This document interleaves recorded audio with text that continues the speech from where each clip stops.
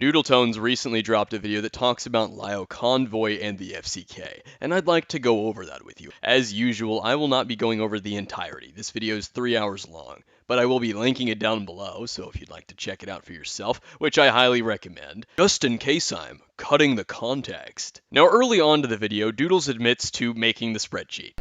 I talked with a few people involved in all of that, plus weeded through the entirety of exported logs myself, along with 2 other Senate members. Keeping a spreadsheet on hand to catalog and organize who all did what and when, I went full-on investigator in this situation because I wanted to be as thorough as I humanly could be. So another claim from my sources that ended up being true. Susie even further elaborates how they helped Lio Convoy with his video. However, because of this betrayal, I was just driven further in my resolve to help Lio get his story and facts straight to address everything. I didn't write the script for him or anything, so let's skip that off the table. I merely gave him notes on what he should be addressing and helped him in researching and gathering as much evidence as he needs. But remember, folks, he didn't have the FCK folks help him with his video. He got evidence from Monster and had Doodletones' help with setting up his response video. Interesting how that works. We're only a few minutes into the beginning portion of this video, and 2 of my claims from my predictions that came from my sources have ended up being true. But I can almost guarantee you, as I'm reacting to this, as I'm making the video, Doodletones is no doubt gonna do the "he's well poisoning." Now we're moving on to about 1 hour and 7 minutes into Doodle's video, because that's where the vein is, so that we can harvest this delectable Tism elixir. This is the part where Doodletones talks about the FCK, and especially me. So first, before I get into this chapter, I'd like to apologize to Laka Moka Laka. We had our first interaction during this whole ordeal, and when asked questions about my particular involvement in the Fruitcake Club, I panicked and got my wires all sorts of crossed and couldn't give them the straight answers that I thought I had. And that's very much in part because my memories of the FCK were very much clouded by my most recent peruse through the chat 4 years after having left there. During a call that was had with Akumu and Nezzy in the Senate in May of 2023, Nezzy and I only really prior knew the FCK as that chat Toasty Vanilla ran, or for me, that chat that sparked the Toby Majestic drama. I just want to preface this with the fact that Monster and Doodletones in the Nezzy call, when I brought up the fact that minors were being shown porn in this chat and that there was porn spam, didn't act surprised at all. In fact, they immediately said, particularly Doodletones, that it was the environment that Toasty Vanilla made. They were not shocked at all when I brought that up. We're winding down. We're almost out of time here. Do we have anything else we need to cover that's of actual significance to all of this? I do have questions regarding the FCK server. I'm not asking about the whole Toasty stuff because that, again, is your all stuff to handle. All right, let's go ahead and lightning round that sucker then. So I can send evidence for this if you want. The problem is that it's porn. We're all 18. We're all over 18 here. There are no children in this server. Okay. But thank you for checking. Perfect. So, there was a lot of porn sent in that server, and this is just one issue that I had that I've discussed previously, is that a lot of, Mad Libs, I can say this about Mad Libs, initially her server had a lot of minors and a lot of porn in it that they had access to. That was also a problem with Lucy's server, and you all, I won't say you all because I'm not going to rope you in with it, but I'll talk about the group. And I have questions specifically because you've seen it, and you were in an interaction when they were sending porn, and the only thing that you sent was a little holy water meme. You didn't say anything about the fact that, Teddy at the time was like 16 or 17. Slimmers was 15 at the time. And then James was like 16. And those weren't the only minors in that Discord, but those are the 3 I can confirm at the time. And there was like just a fuck ton of porn sent in the server. Madlib sent porn, Lucy sent porn, Toasty sent a lot of porn. He sent most of it. What is with the porn spamming? I don't know. He would do that in our conversations too. Well, he wasn't the only one that did it. It was just kind of... I know. It was just kind of the environment that Toasty, built. I do remember Yeah, and there were that. NSFW specific chats. I don't like the fact that he had an NSFW chat specifically for Slimmers for her art. Well, yeah. But the NSFW Which is one of the reasons why I left. led out of the NSFW chat. And you can go watch this for yourself. It's linked down below. But I just want to state that ahead of time in case there's perhaps some lying about this. We obviously did not remember a ton of what went on in that chat in hindsight, and so the conversation obviously didn't really feel all that productive as a result. I could have told you a vague recollection regarding how Toasty allowed porn in like every chat, but even I had trouble recalling specifics, so having gone through much of the logs that were exported for me to go through might have repainted my perspective on what all actually happened in there. So I hope I didn't confuse you too much, Laka, and if I did, I'm sorry. That said, I also have to thank you for that conversation, not only because I was able to dispel a notion regarding how much I helped ponder Sprocket's Spoctor Theory videos, a notion I frankly was not even aware of was actually there to begin with, but also because it did get me to rethink and look back into my time actually in the FCK. And I think I've pieced together my timeline better, so let me go through it. So when the Senate archive crew of 3 went through the logs, we did find that I had joined March 31st, 2020, and last posted June 3rd, 2020, which tells me that as far as activity goes, that was my most active time frame, which frankly, given how few messages I posted in there, is really surprising. But I also remember the Ben the Looney stuff happening in there, which, if I'm not mistaken, had to be like late June, early July-ish, so there could have been a month period where I just sat in the chat and didn't pay it very much mind. With that said, my involvement within the chat was very lukewarm. Like, maybe there's 1 or 2 conversations where I either worded myself in a slightly inappropriate way, such as my conversation with Fuchsia Butters about what we want out of our transition, or otherwise joined in on a conversation I should have stopped, such be the conversation about people drawing porn of YouTubers. And while I'm sorry if I made anyone uncomfortable by that, I should clarify that my interactions with the people in there were under the presumption that the chat wasn't how the chat actually was.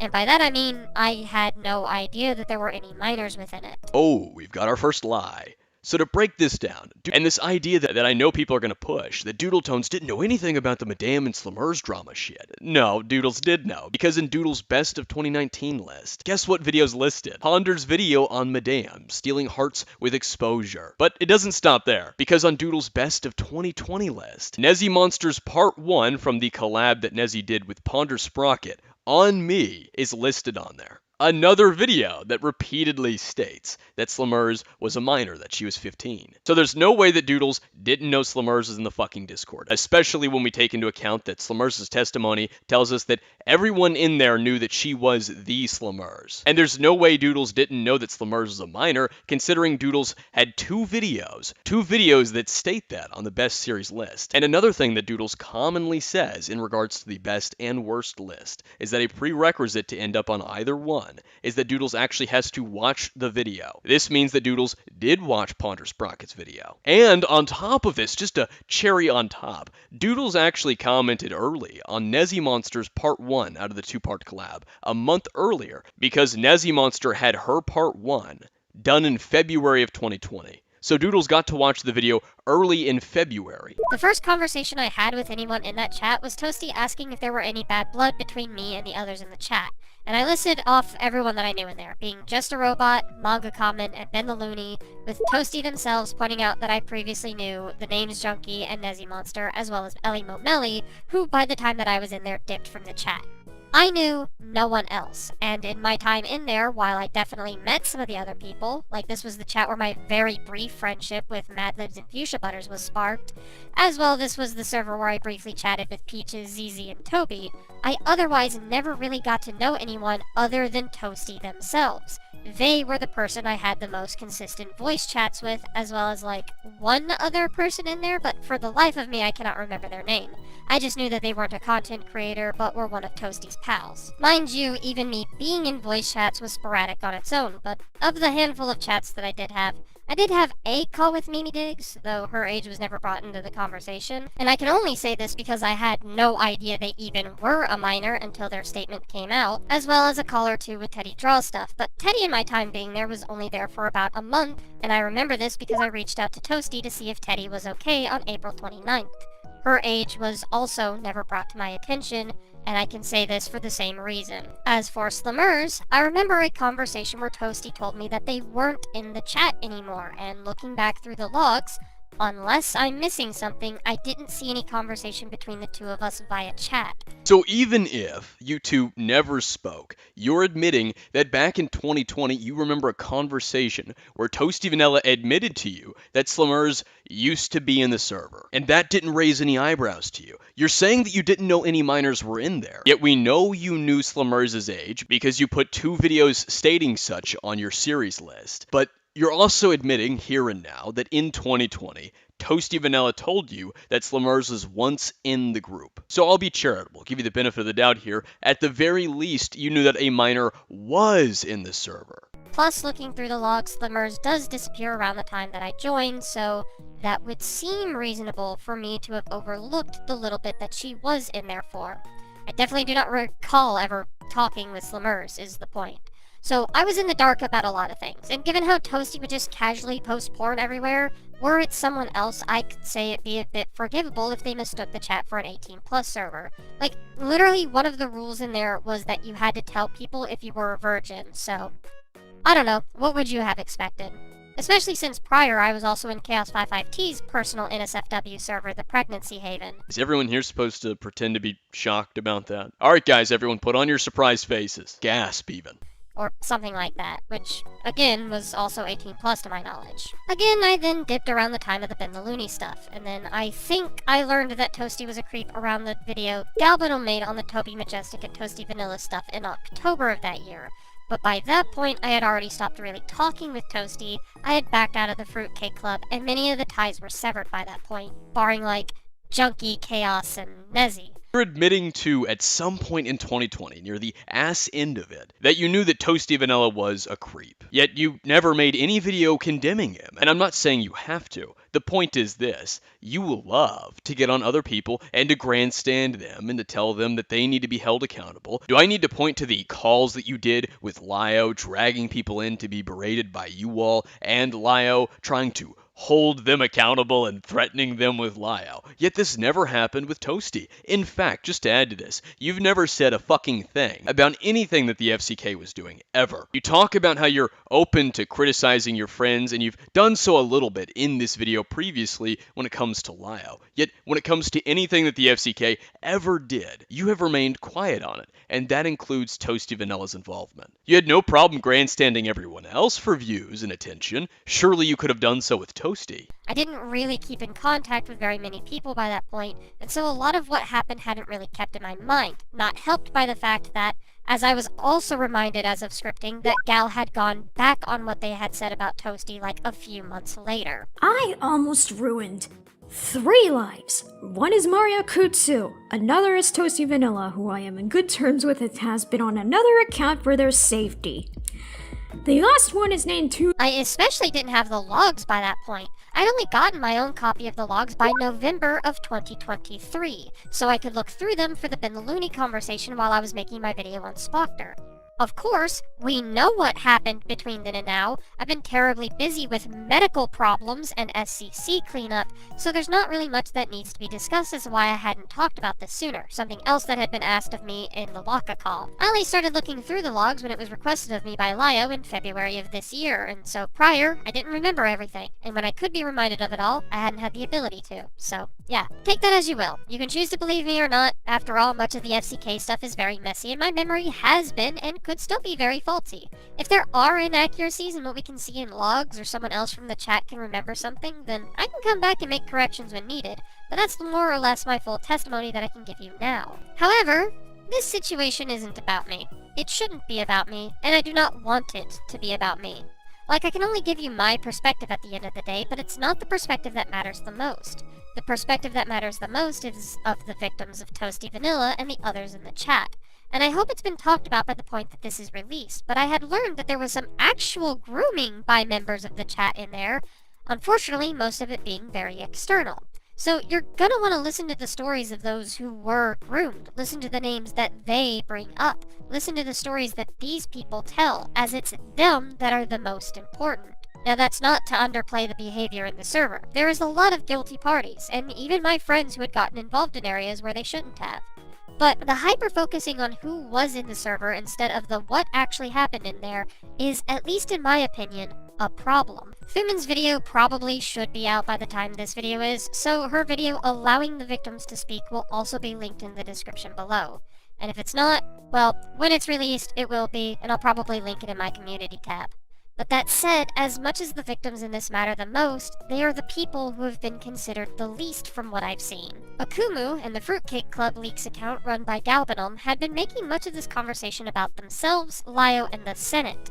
And this gross disregard to the victims that this discussion could help is frankly irresponsible of the both of them. I noticed you failed to explain why, so I'll do it for you because, as usual, you guys fucking suck. The reason Lio and Peaches became an epicenter of the conversation was because Lio chose to insert himself into this February. He chose to then lie repeatedly in his conundrum video that he rushed out, in the February 28th Senate call, and in his A Crystal Flame video. So February and March, lying back to back to protect Peaches, only to be backstabbed. That's why Peaches and Lio have taken an epicenter in that. Because he chose to come to bat for Peaches. Because he chose to side with you all in some shitty attempt to fucking defend you. So let's get that out of the way. And in regards to me talking about my experience, why wouldn't I talk about my experience exactly? The entire point of my series that I've made extremely fucking clear, I don't know how many videos I can repeat this in, maybe 6, 7 at this point, was to show the community how these people are. The sanctimonious hypocrisy, and a perfect example of that is grandstanding me as this big, bad, malicious entity trying to dox people and all this other shit that they falsely accused me of, while simultaneously, behind the scenes, either being degenerate with minors, or knowing about others being degenerate with minors. You all put on this facade and grandstand over shit you don't actually fucking care about, and then when it comes to yourself, or your friends doing shit, it stays hush-hush. That is to show the sanctimonious hypocrisy, the moral virtuous act, and how your true behavior behind the scenes, where your audience can't see, you do the exact opposite. That's why I talked about my experience, and this attempt to moral grandstand me about caring about the victims when you allegedly tried to get them to defend you all is actually fucking insane to me. But on top of that, the truth is that throughout many of the years since this happened, since 2020, I tried to get many of the other people negatively impacted, okay, by this group to talk about it. And that includes Teddy the Draws. I tried to get her to talk about it in 2020. In 2023, I tried to get her to talk about it. But because Nezzy Monster and Doodletones reached out to her for calls so that they could align their story, she didn't want to do so. That was before the Nezzy Senate call, by the way. But of course, Doodles isn't going to tell you that. Or how about the fact that I reached out to Jamesy to try and get his testimony? I've had an open dialogue with any of these people that want to have an open dialogue with me. But this idea that I'm the bad guy because I'm talking about my experience and they can talk about their experience. I realized pretty quickly in 2021 and 2022 that no one was going to come play Captain Kirk and talk about how these people needed to be held accountable or share my side of the story so that full transparency could be out there. That wasn't going to happen. If I wanted that to happen, if I wanted a conversation to happen about the FCK and what took place, I was going to have to do the work myself. And that's exactly what I did. I spent months compiling shit together, editing videos, and then releasing them so I could share them with you all. And while I do appreciate everyone who has helped me out and the project out, especially like Slammers and Inla, and the various people that have covered this on streams so that more and more people can see this community for what it is, 90% of the stuff in my series is shit that I had to put together. This wasn't a situation where like Ponder Sprocket made a video defending me and getting my side out. It wasn't anything like that, and no one was ever going to do that. Because it'd be fucking nuclear. It wouldn't rake in views, and the ArtCC already disliked me because of the false accusations, so no one was ever going to do that. So I put the work in myself. Not once have I attempted or tried to sway these individuals from not talking about it on their own. They can make YouTube videos talking about it. They can make Twitter threads talking about it. Teddy did fucking streams talking about it. Streams that I showed up to. So unless you have some proof of me trying to stop the victims talking about it, what the fuck are you talking about? This entire little speech of yours means absolutely nothing. It's completely empty. You have no morale backing this. Let's start with Gal. Galbanum was an ex-SCC member who used to go by the name only Jesp. This is not the name they wish to go by now, so from this point on I will only be referring to them as Gal. But I bring up this previous alias to give context to where I stand with them. Gal was a member of the community that I hang around. Gal was also a member of my commentary group, the Cloud Palace. With this, you can probably imagine my frustrations when they go around on their accounts to try and start shit with those they know better than the accusations they've been making about us. Calling the slideshow commentary community transphobic for using a name that wasn't even considered a dead name by that point has gotta be the most wild accusation I've ever heard. Because many of us are trans and commonly will show our support when we need to. Hell, the biggest person Gal took beef with in said thread was Jace, who is transmasc non-binary themselves. And for what? Saying that they were holding back their inner frustrations with you in fear of getting banned off of Twitter? Mind you, this isn't even the first time that Gal had gone around making wild or faulty allegations against those in the SCC. They've had quite the grudge with us since we kicked them out because of the shit that they were doing while in the community. Link to those stories down below too if they're ready. Hell, they even once alluded to the SCC being a trigger for them directly, talking about how scared they were of us. So, I have this video unlisted for a reason. Mainly because I'm kinda scared of the SCC, and given how this person acted at the end of his video, I just don't want this out there in the open where this dude could also lash out at me. I'm kind of scared of getting screamed at for just telling someone to chill the hell out. So please guys, don't send this video to Boone without my permission. I prefer sending it on my own volition or having someone send it with my consent. Anyone sending it without my consent is most likely a spy. If I do publicize this, that's probably mainly if people are not going to give me shit for this, or if Boone actually seems to agree with how I handled this. I just want as little drama as possible given I've been going through a lot. If you really want to know, just ask me in DMs. I don't want to talk about my issues publicly. Needless to say, if we did genuinely do something to Gal to cause this reaction, that trauma obviously hasn't lasted very long. Because a year after Gal disappeared, they're back in the spotlight with this FCK Leaks account and trying to dredge back up old drama between they and us. They will never tell anyone why we have beef. They've been rather good about not mentioning the one person who they've affected the most from their shenanigans. But Gal, we know. We just haven't shown everything what you've done because, one, it's not our place to, it should be your victims to speak out against you first, and two, when we did mention that you were behind that account, people labeled us as trying to distract from the FCK logs. However, that was not an attempt to distract from the FCK logs, because those who were actually in the FCK during that time had already mentioned their involvement and apologized. Nezzy did, Allie did, and I'm pretty sure I acknowledged that I was once in there, though didn't feel much the need to apologize given I was already being labeled as an innocent party by Gal themselves. However, mentioning who was behind the account was to be a warning that this person should not be trusted with the information they have. You're trying to deny my point here, Doodles, and yet, like the idiot that you are, you're admitting to it. That is exactly what I've been saying this entire time. That you're saying that this individual shouldn't be trusted because of their past, when the evidence that they have is evidence that I also have, that other people also have, because they too have been invited into the FCK server to gather their own screenshots of it all. You all try to say I'm not credible with my evidence because of my past, even though you can't even be consistent on that. You try to do the same thing with FCK leaks because Ren was behind it. You're not denying our fucking point here. And you're outright admitting to doing this in the video, that it was an attack at credibility, which is exactly what I said from the very fucking beginning, yet apparently I'm wrong. In fact, Gal really shouldn't be involved at all in this event because we knew they couldn't handle it. And it doesn't even have to be because of any long-standing grudge between us and Gal. They haven't affected me nearly as much as they've affected my friends, after all. I was just some messenger to them. No, I don't think Gal can be trusted in this situation because they have a tendency to hyperbolize or overblow things. They have a tendency to sensationalize things, and they have a tendency to make everything a huge fucking spectacle. Even their best videos, in my opinion, are rife with over-dramatization and them using specific language that puts things in a much harsher light than it ever really should have been in. I remember their videos on Semantics and Junkie, is all I'm saying. To give a specific example of what I mean from within this situation, they did some talking about Nezzy Monster and how they apparently enabled Toasty's degenerate behavior. However, this is a particular bee in my bonnet because even within the Fruitcake Club logs themselves, we can see that Nezzy Monster was the reason the NSFW chat in the server was pulled.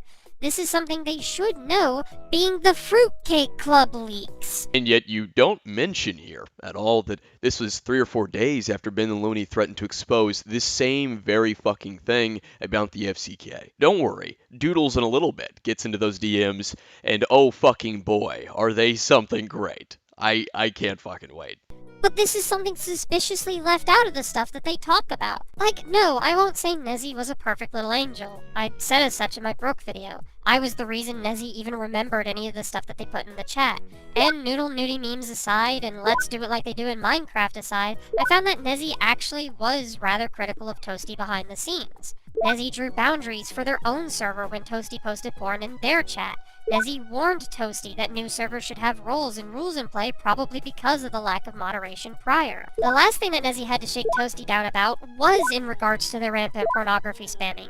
So what the fuck do you mean enabling? You know what? I think I can answer that. So let's read those DMs. Hello, Toasty. No NSFW in my Discord chat. Oh, my bad. Good morning, by the way. Morning, but could you please remove them from memes, please? I already did. I'm one step ahead of you, Nezzy. Thank you. I shall not take away Stardew Valley privileges. What happened in your server? It's a long story, and then he sends an invite to something called Femboy Hooters ACNH. You should probably make set mods and rules, by the way. That's how my server's been keeping order. I'm trying to figure out how I'm gonna do modding on this server. Just set up roles and give them to people you trust. Then on August 1st, 5:50 a.m. Nezzy says, Toasty, you need to remove Slimmers' NSFW chat. I'm not in charge of that. You'll have to ask the admin. You're friends with the admin. I wouldn't really call me and him friends, but sure, I'll ask him. Just warning you guys, that could become an issue. Interesting way to put that. Could become an issue. We need to talk. You just can't keep running away when you feel like you're losing the argument. Plus, we seriously need to talk about some of the shit you've been doing because you can straight up get arrested. I'm tired of you constantly being selfish and switching sides when it's convenient for you. I'm tired of you brushing aside how people feel because you can't control it. Bullshit. You can, you just choose not to. You ignore everything anyone says and then only notice once they leave. I'm tired of it. We're so inconsiderate of everyone else's feelings, and then when it blows up in your face, you do this shit or play victim. Sound familiar? This seriously needs to stop, or I don't know if we can continue being friends. You seriously hurt me and others because of this, and every time you apologize, you just do it again. You keep getting into drama and expecting us to help you, and then you don't listen to what we say, but keep expecting us to help you. I'm tired. I don't know what you expect me to do anymore. Okay, let's talk about this. You're gonna need to be more specific. 1. You don't listen to any of us when we tell you to stop. Stop sending porn. Stop liking porn on your main. Stop talking about certain things because it makes people uncomfortable. Stop means to fucking stop. 2. Stop throwing yourself into debates on Twitter or between friends and coming to us for something when it backfires on you. 3. Stop using the excuses for when you get called out. Stop deleting everything when you get called out and just leaving everybody. The porn shit needs to stop because some of the shit you're doing is straight up illegal. You know what? You're completely right. Honestly, I should have cut myself off from Twitter and Discord a while ago because it's been toxic for me for ages.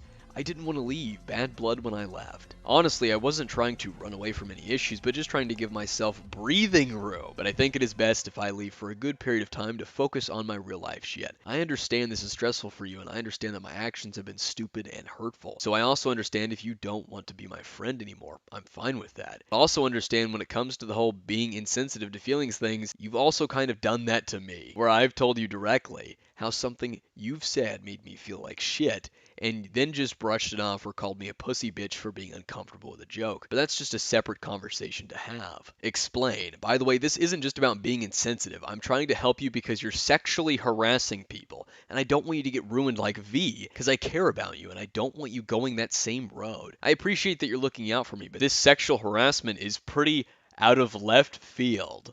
Sending porn without permission and getting porn made of a friend when they said to stop is sexual harassment. It's technically an unsolicited picture. Who? Mad Libs and Teddy in particular. And every group chat we've been in together. Are you talking about the Futa thing from January with Mad Libs? Yes. That wasn't cool, Toasty. Not to mention there's a period of time where you kept sending the Sandy Cockfor thing. I thought it was a joke until she bonked me in the head to stop, and I did stop. And I already apologized to her about it, and she said it was fine because I stopped and I didn't share anything. The Teddy thing, me and her are genuinely okay with sending NSFW to each other. Also, yeah, not gonna lie, that was kind of stupid. Which led to Mavi blocking you for a period of time. Mavi is Ellie Momelli, and this means that Ellie Momelli knew a bit more than she let on in her Twitter threads. You still kept the fucking picture, and mentioned it when we were in group calls. Toasty, that is weird. You even asked if you could send it to certain people. Then the first question I get when entering FCK is my breast size. Was it? Yes. While I appreciate that you stopped asking, that's weird to ask in the first place,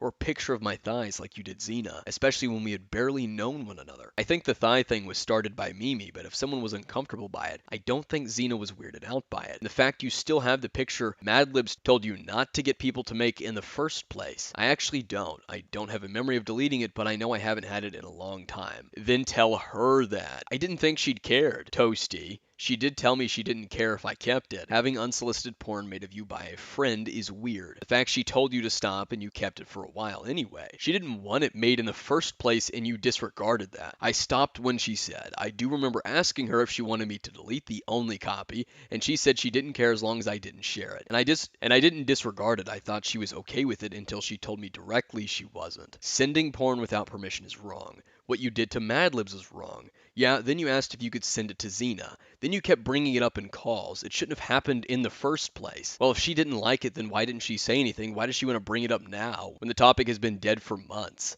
Especially after she told me she wasn't bothered by it anymore. 1, because she thought you still had it.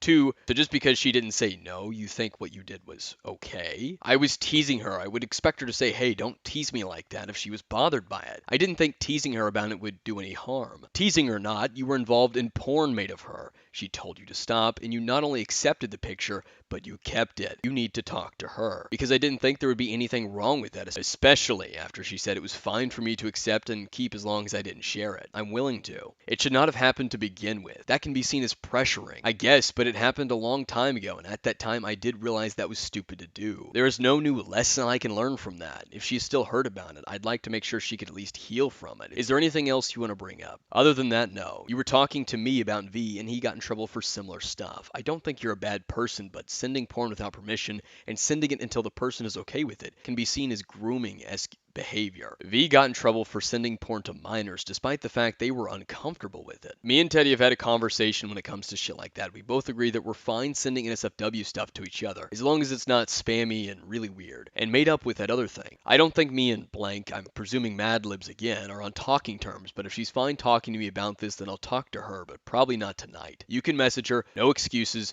just apologize. Does she want to talk to me? I don't know, you'll have to go and see. Nezzy Monster and Doodletones seem to think that these DMs clear Nezzy Monster, or that it somehow makes a grand correction, as Nezzy would put it on Twitter. These DMs do show Nezzy Monster getting on to Toasty a couple of times, but around the time I said she did, the DMs show Nezzy Monster mentioning the Slammers porn chat and how it could be a problem August 1st at 5:50 a.m. Toasty told the admin, July 31st, that Nezzy wanted the chat deleted. Now, that odd date there is because Nezzy is in a different time zone. She's on a completely different continent. So I was correct in my FCK video when I said she didn't say anything about the Slammers porn chat until a few days after Ben threatened the group. She even said it could become a problem.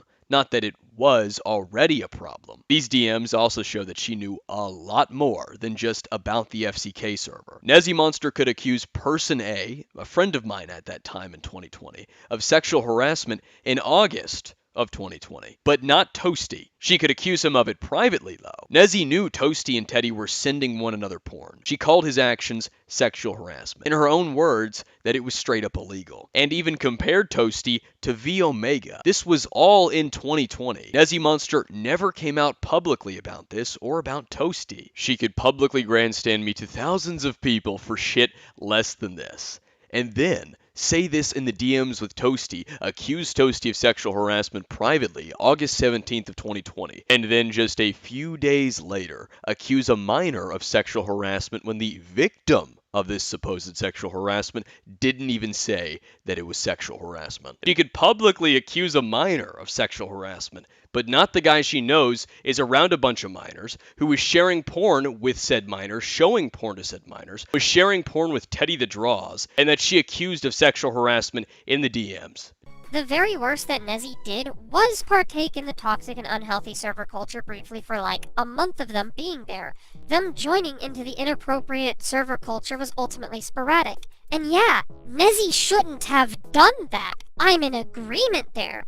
Contrary to what Akumu will have y'all believe, I'm not just running defense for Nezzy, because I do agree that they did have things to answer for, but not immediately recognizing there is a problem. You say that this is somehow contrary to what I've been claiming and pushing about this being a defense for yourselves, and yet you state, well, Nezzy didn't immediately recognize the issues. No one's saying that's the problem. Not a single fucking person is saying because Nezzy Monster didn't immediately recognize the issue, she's at fault here. What's being said here, what's being shown here, even by yourself because you're an idiot, like the DMs that you just showed us from 2020. Nezzy Monster knew a plethora of issues with the FCK, and especially Toasty Vanilla. Could publicly condemn and lambast people and demand people be held accountable for shit less than this. Yet for some reason, stayed quiet on all of this. Not once in 2020, 2021, 2022, or 2023 did Nezzy Monster come out about Toasty's sexual harassment, about the things that he was doing that were straight up illegal or in comparison to V Omega. Even if we give Nezzy the benefit of the doubt and we pretend those DMs don't fucking exist, let's just pretend they don't exist for just one moment. The FCK did a plethora of shit that they would normally condemn or claimed crossed a line for them. This is just one of the more, I guess, severe and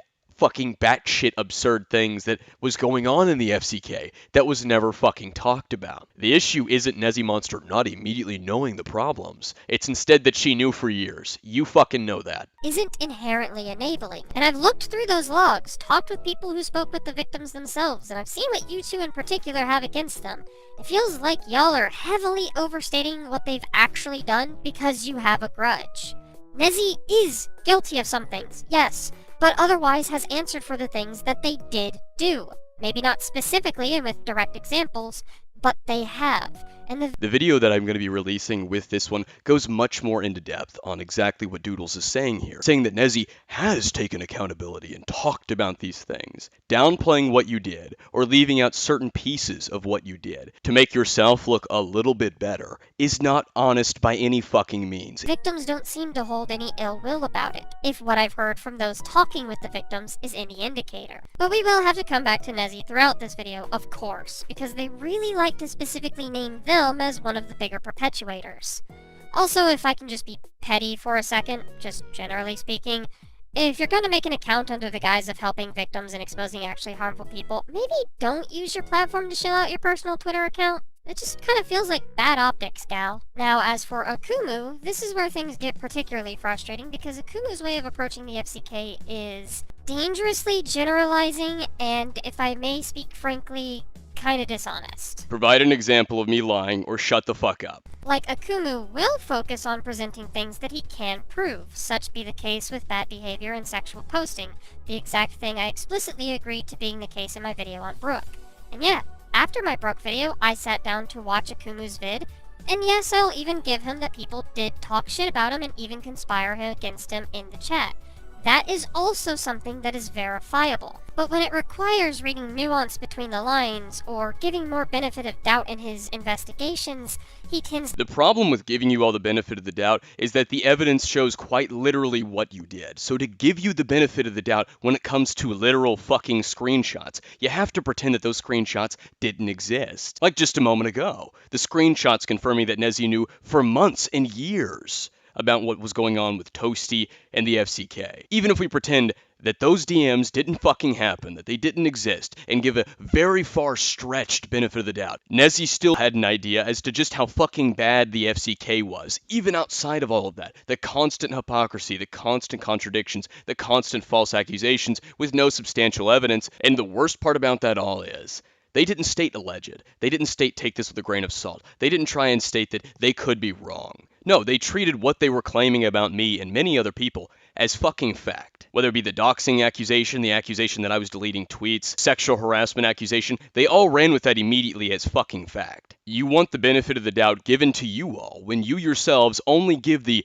benefit of the doubt and charitability to people you like, to people you're friends with, anyone else that's not given to whatso-fucking-ever. So even if we give the benefit of the doubt in regards to this, there is still a plethora of fucking hypocrisy. But to even give the benefit of the doubt, we have to deny evidence that we can see with our own fucking eyes in this case. To come up short, takes things as uncharitably as possible, or otherwise disregards it entirely because he can make a much bigger spectacle about it.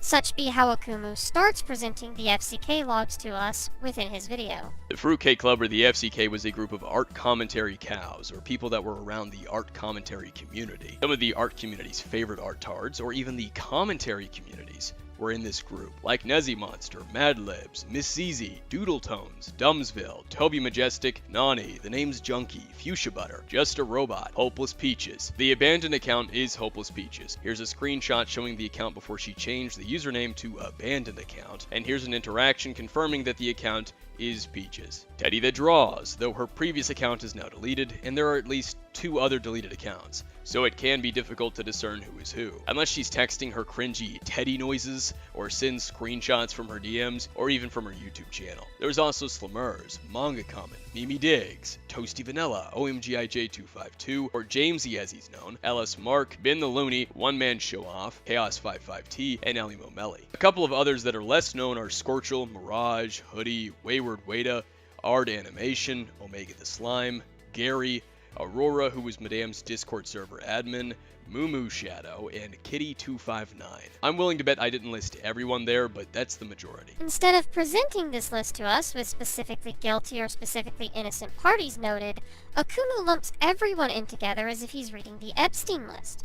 And this is a huge problem when we're talking about a server's bad behavior and potentially harmful actions towards children within the space. You mean that I provide screenshots of the people and when they joined as I'm listing the people there? And you are the one comparing it to the Epstein list. I never made that fucking comparison to begin with. But you're subtly trying to suggest that I have. On top of the fact that it is not my job to discern who is most guilty and who is not guilty. It is my job to provide the information. You know what? Keep that in mind. I haven't decided who's guilty and who's not. There's literally a segment from my FCK video where I say that Toasty is one of the most guiltiest people in there. The point I'm making is that I can't entirely blame Toasty. Obviously, he has blame. He made the server. He largely participated in the degeneracy. For fuck's sake, he was gooning in VC. Okay, he's a gooner. It may have been the environment he made in that server. There were many adults here who could have said something. The Name's Junkie almost said something and then backed out of it. He took a step back and said, you know what, nah, just continue. While I'm in agreement to the fact that Toasty was a large contributor to this, I'm not going to only blame him. Doodles just doesn't like the fact that I'm not saying right off the fucking bat, right at the beginning of the video, who's guilty and who's not guilty when I haven't even shown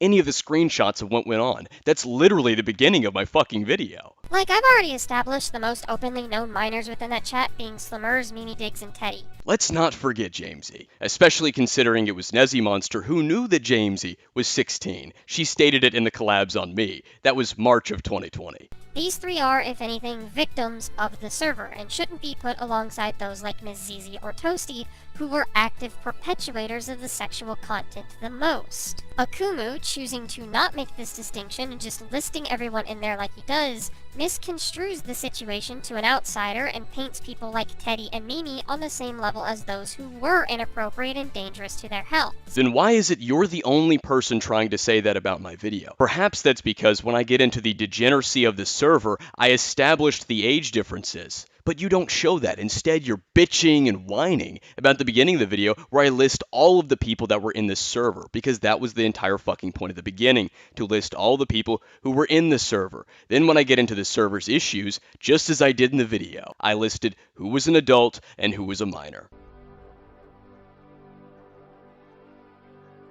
Now, just before we dive right in, I want to clarify the ages of everyone involved with the degeneracy at the time this took place, from October of 2019 to mid-2020. Mad Libs was 19 to 20, Fuchsia Butter was 18, Miss Zizi was 21 to 22, Nani was 22, Toby Majestic was 25 or 26, Nezzy Monster was 20, Hopeless Peaches was 19 to 20, Toasty Vanilla was 18, and up until April of 2020, he was still in high school. Mimi Diggs was 17, Slimmers was 15, Teddy the Draws was 16, James was 16, LS Mark was 17, Omega the Slime, I believe, was 16, the name's Junkie was 22.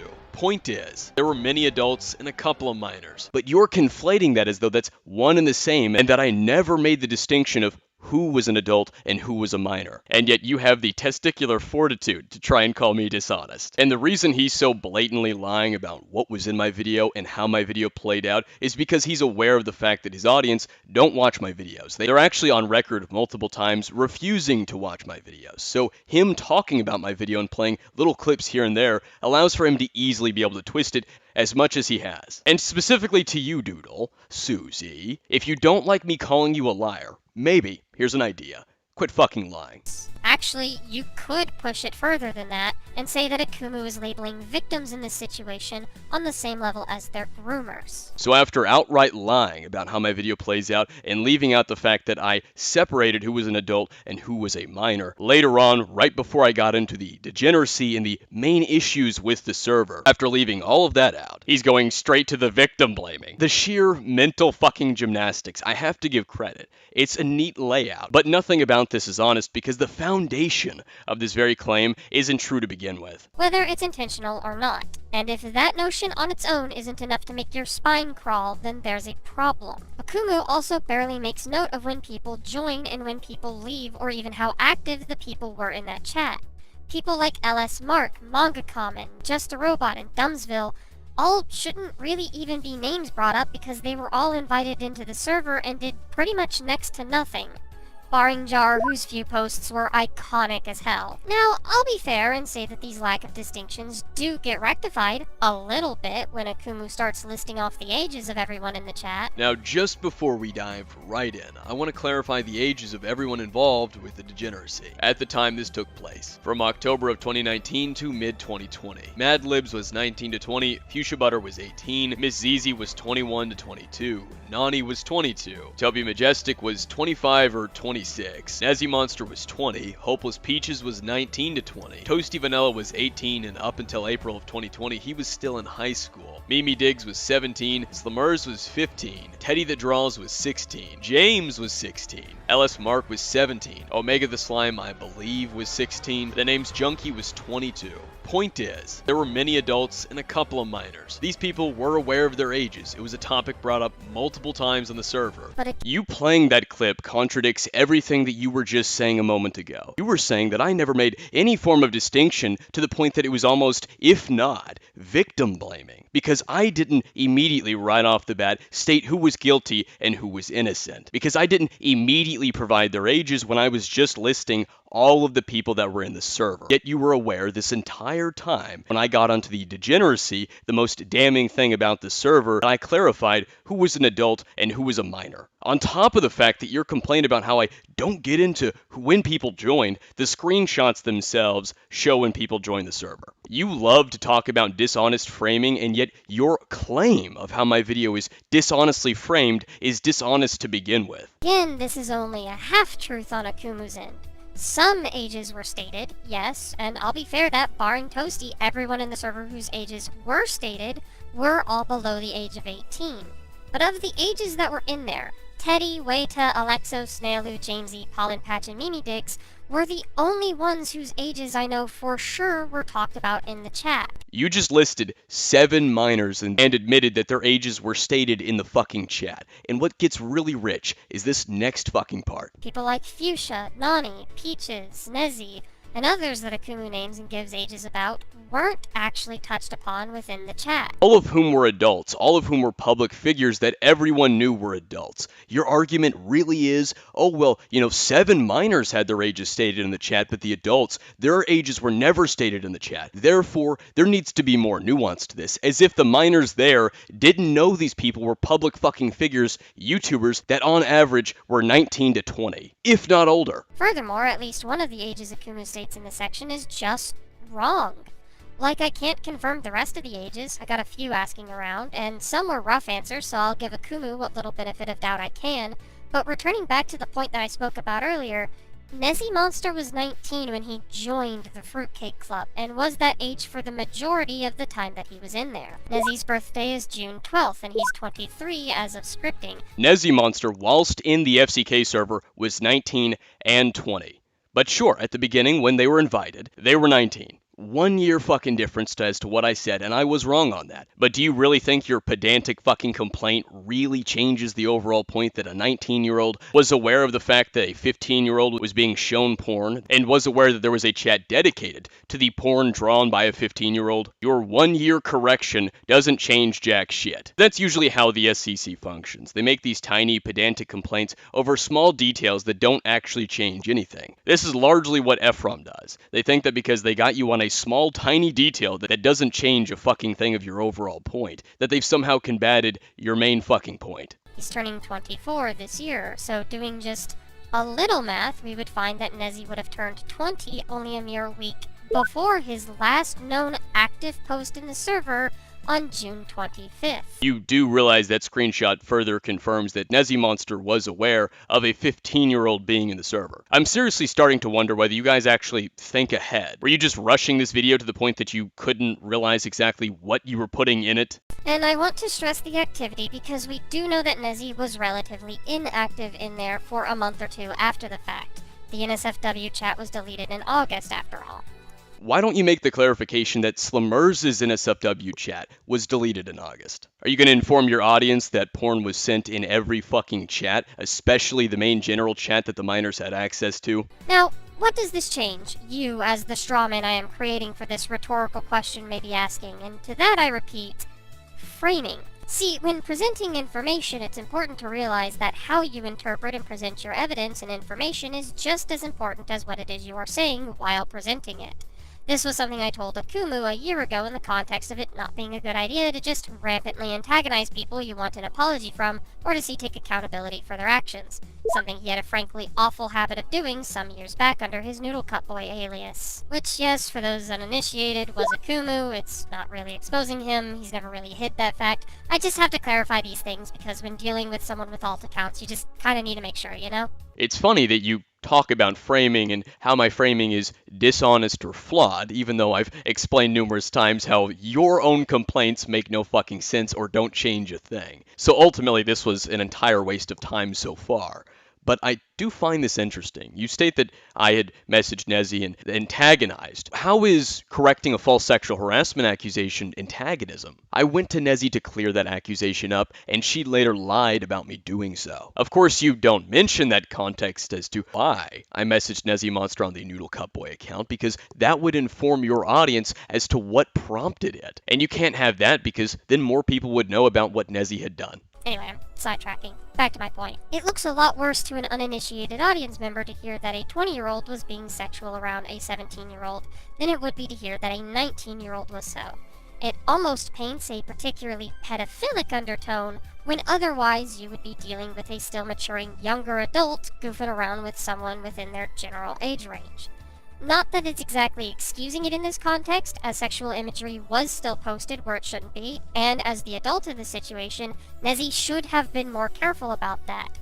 But, and maybe it's a personal value of mine, but 18-year-old and 19-year-olds are still going to be kinda stupid sometimes. Like, as long as they aren't actively hurting others or breaking the law, I tend to go a little easier on them myself, depending on the circumstance. That argument would work if it wasn't for a certain detail that we saw in the screenshots your dumbass put in the video. In 2020, at the same time that the FCK shit was taking place, such as Slamurs being shown porn along with the other minors, V Omega had been exposed, or it had come out that V Omega was showing porn to minors. Nezzy referenced this fact in the DMs with Toasty Vanilla, clearly knowing that V, as an adult, showing porn to minors was not a good thing. So explain to me how Nezzy knew what V had done in regards to showing porn to minors was bad, yet didn't know Toasty and the others that were spamming porn in the FCK server showing porn to especially Slamurs. How did she not know that that was wrong, but knew that when V Omega was doing it, it was wrong then? Or are you saying it was in August of 2020 that it clicked in her head that that behavior was weird? Is that going to be your argument, your excuse for this?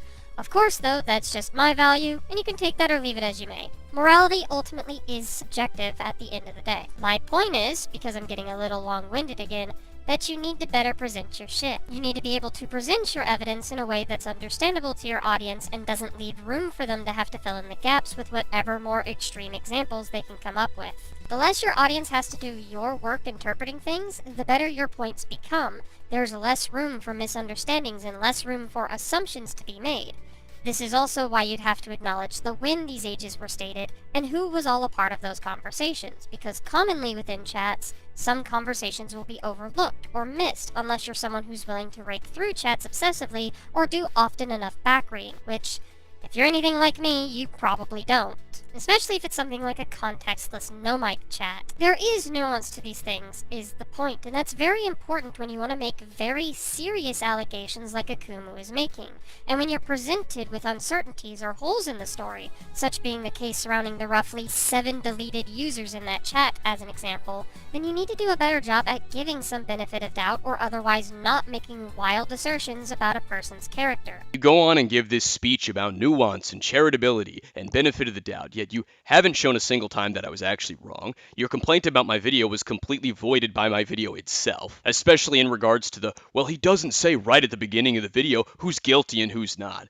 The fuck? That's not for me to decide. I'm not judge, jury, and executioner. I know that you all think you are. That's why you're used to that. But that's not me. You've yet to point out a single time that I've lied. The only correction you have made so far is that Nezzy was 19, but that doesn't change a fucking thing at all. Because Nezzy knew in 2020, as the FCK shit was taking place, that it was wrong for an adult to be sharing porn with a minor. Conveniently, though, that was an adult that was outside of the FCK server. The 7 deleted accounts don't change what we can see in the server, what people can see with their own fucking eyes. Nuance can't magically make the screenshots and what happened change. Which is another thing we should really talk about, isn't it? Yeah, so Akumu seems to love making wild assertions about someone's character. In fact, the only reason he was as obsessed about the Fruitcake Club logs and exposing them to the internet wasn't because of, like, any victims or anything. No, by his own admission, it was to show how fake, dishonest, hypocritical, and sanctimonious the ArtCC is. Yes, I know he also throws LARPy in there, but come on. Coming from Light Yagami over here, I don't want to hear it from him. Plus, nothing of what I've gone over is a wild character assertion. Many of the people in the FCK went on to grandstand, condemn, and demand other people be held accountable for shit less than what they've done, or for the exact same shit they've done themselves. Let's look at Nezzy Monster, right? Demanding other people be held accountable, calling other people liars, throwing false doxing accusations. Here's a perfect instance of the sanctimonious hypocrisy. Nezzy and Heaton want to grandstand me and accuse me of trying to dox Slamars, despite the fact that they're well aware that it's false. Yet they have no problem with the fact that Lyle got a 15-year-old's information and called his school with the admitted intent to ruin his fucking life. I've yet to see Nezzy grandstand Lyle about that. I've yet to see Heaton grandstand Lyle about that. And Nezzy and Heaton aren't the only 2 examples I can provide. How about Ponder Sprocket getting onto me for deleting Slamurs' comment, and yet she hid my account for commenting on a video about me? How about Fuchsia Butter, who got onto me for deleting comments months late, by the way, and then went on to delete comments himself. How about the FCK getting onto me for deleting tweets, yet they've went on to delete tweets themselves, when I only ever deleted one tweet. But me deleting that one tweet, even though I shared a screenshot of it, that was me trying to hide it. My entire series breaks down how people like you and your friends and you try and get onto other people for shit you have no problem doing yourself, or when you've done shit far fucking worse. So there's no character assertion here, it's a repeated pattern of behavior that not only my series shows, but this video in and of itself shows. And in regards to the Light Yagami thing, you almost had it, you almost realized it.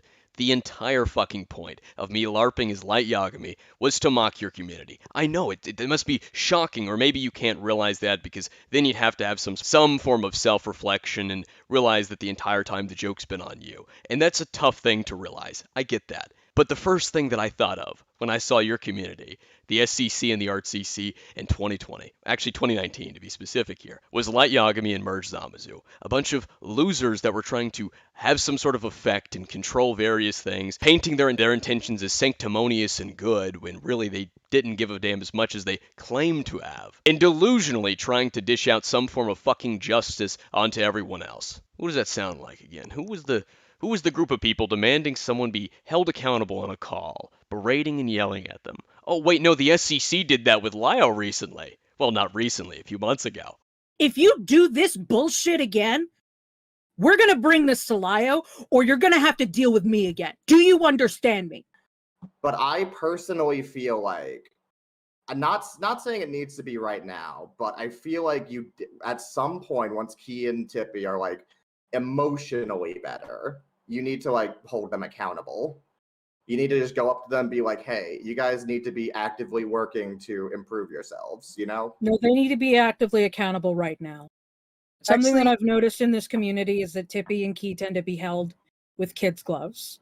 You don't need to go down on them hard, but you need to hold them accountable. And this is to learn a lesson. I've learned this lesson the hard way. A lot of us have learned this lesson the hard way.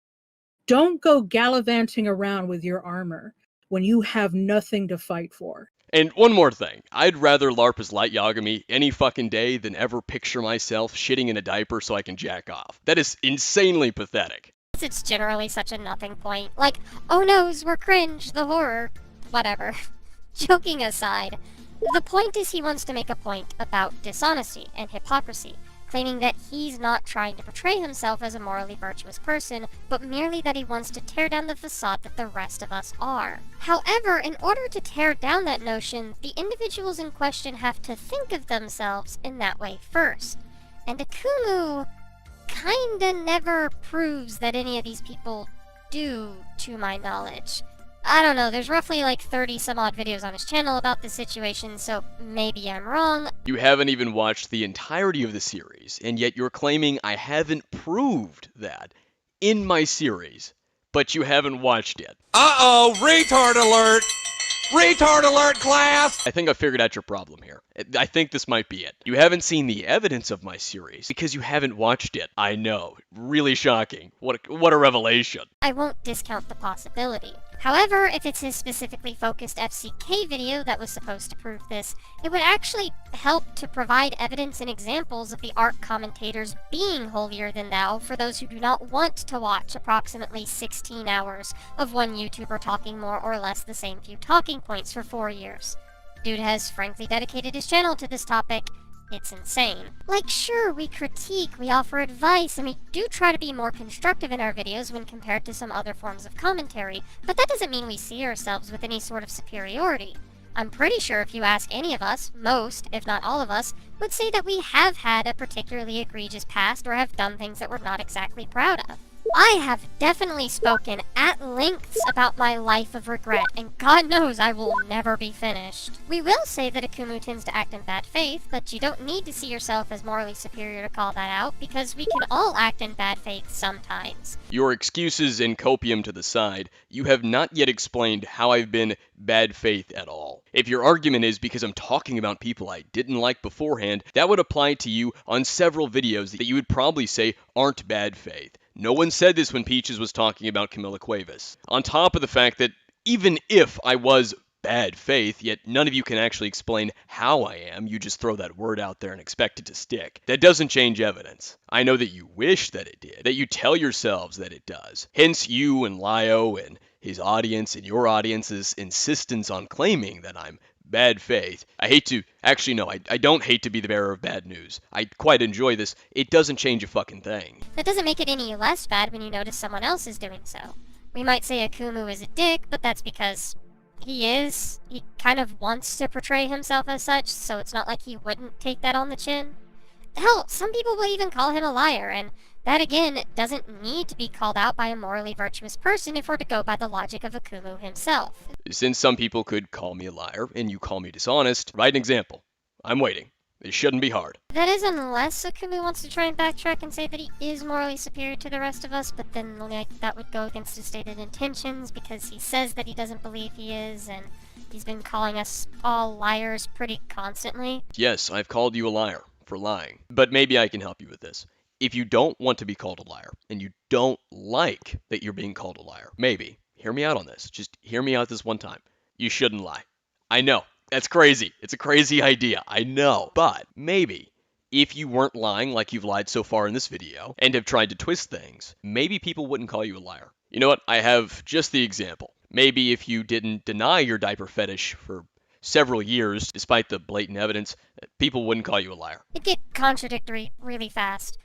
In any case, I can only for certain speak for myself, but I'm pretty sure that these people who Akumu claim to see themselves as morally superior most likely don't actually, and would also be willing to admit to making some really bad judgment calls or stupid and shitty, maybe even hurtful mistakes in the past. I would bet that these people would claim to be flawed individuals who can occasionally be rude, mean, or spiteful. So making this your mission statement without making that point clear and concisely kinda doesn't work. You haven't even seen my series. You've watched one video by your own admission, my FCK server video. You haven't seen the rest of the series, so you speaking on it just doesn't work. It goes nowhere. It's kaputs. It's empty. These people that have made their apologies always leave shit out that they're aware of. Take, for instance, Peaches, who left out the fact that she knew Slimmers was a minor. She actually admitted this the same day she made her Twitter thread, in the call with a Crystal Flame and Lio Convoy. Slimmers was that then. I think I knew their age as 16 or 17. Yeah, but you were also dealing with the after effects of being groomed because you were still in contact with the guy who groomed you. Because this is what, right before the door stuff happened?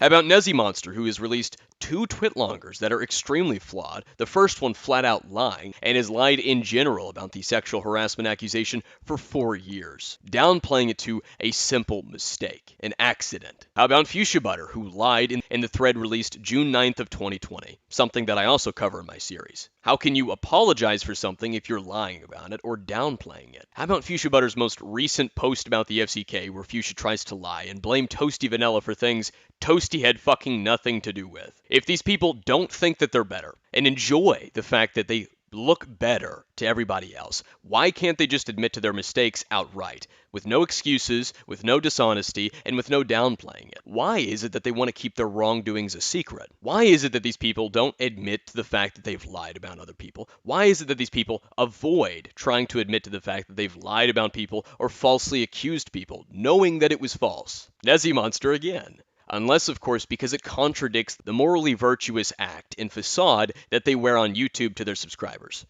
Otherwise, why not just admit to it? You state, oh, well, these people have admitted to certain things, and yet I can cite several of these people from the FCK and the art commentary community that either downplay what they've done, deny what they've provably done, or lie about what they've provably done, and don't want what they've provably done to be known by everybody, because it contradicts the facade that they put on to everybody else. It's why you, for example, denied your diaper fetish for fucking years, because you didn't want people to know that you jacked it to the idea of yourself shitting in a diaper, because you want to maintain a certain image, knowing that you've done things and do things that contradict that image. That is the moral facade. That is the virtuous act, the sanctimonious hypocrisy. You're not being a particularly good salesman if this is the angle you're trying to shoot at. Now, back to the note of calling Akumu a liar, as some of you have been doing, there probably should be evidence as such if you're going to call him out on that, and that goes for any of you doing so. Now, personally, I won't say that I think Akumu is a strict liar.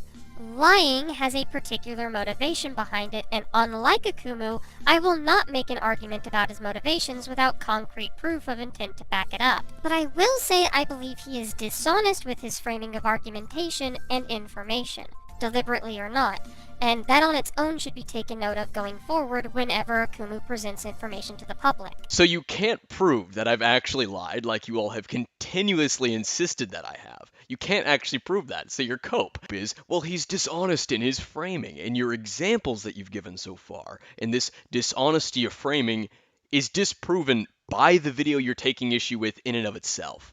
Your first complaint was over the fact that I didn't decide who was guilty and not guilty at the beginning of the video when I was listing everyone, as if your expectations and the way you make videos is the way I'm gonna make videos. And this doesn't inherently prove I'm dishonest either. It's a nothing complaint. Then you complain that I don't make any sort of nuanced indication of adult and minor right at the beginning of the video, when I literally do that when I get into the most damning part of the server. I do it right before I get into all of that. So your complaints are completely meaningless. Your claims of dishonest presentation don't prove any dishonesty in the framing by any fucking means. Ironically, it's you who tried to say I was victim blaming because I didn't state the ages at the beginning of the video. I mean, in general, you should always be willing to ask questions with everyone, myself included, because I can get things wrong too. But we can talk about the commentary audience's tendency to shrug off the need for skepticism in a later chapter. Point is, work needs to be double-checked sometimes, because a commentator won't always catch issues that they have within their own script. I mean, you kind of have to have at least some confidence in what you're saying, else why would you say it, you know? But when you can easily disprove the smaller things that Akumu says just by the notion of being in a public space... We, however, had a longtime server member give us access to the logs that Akumu will not release.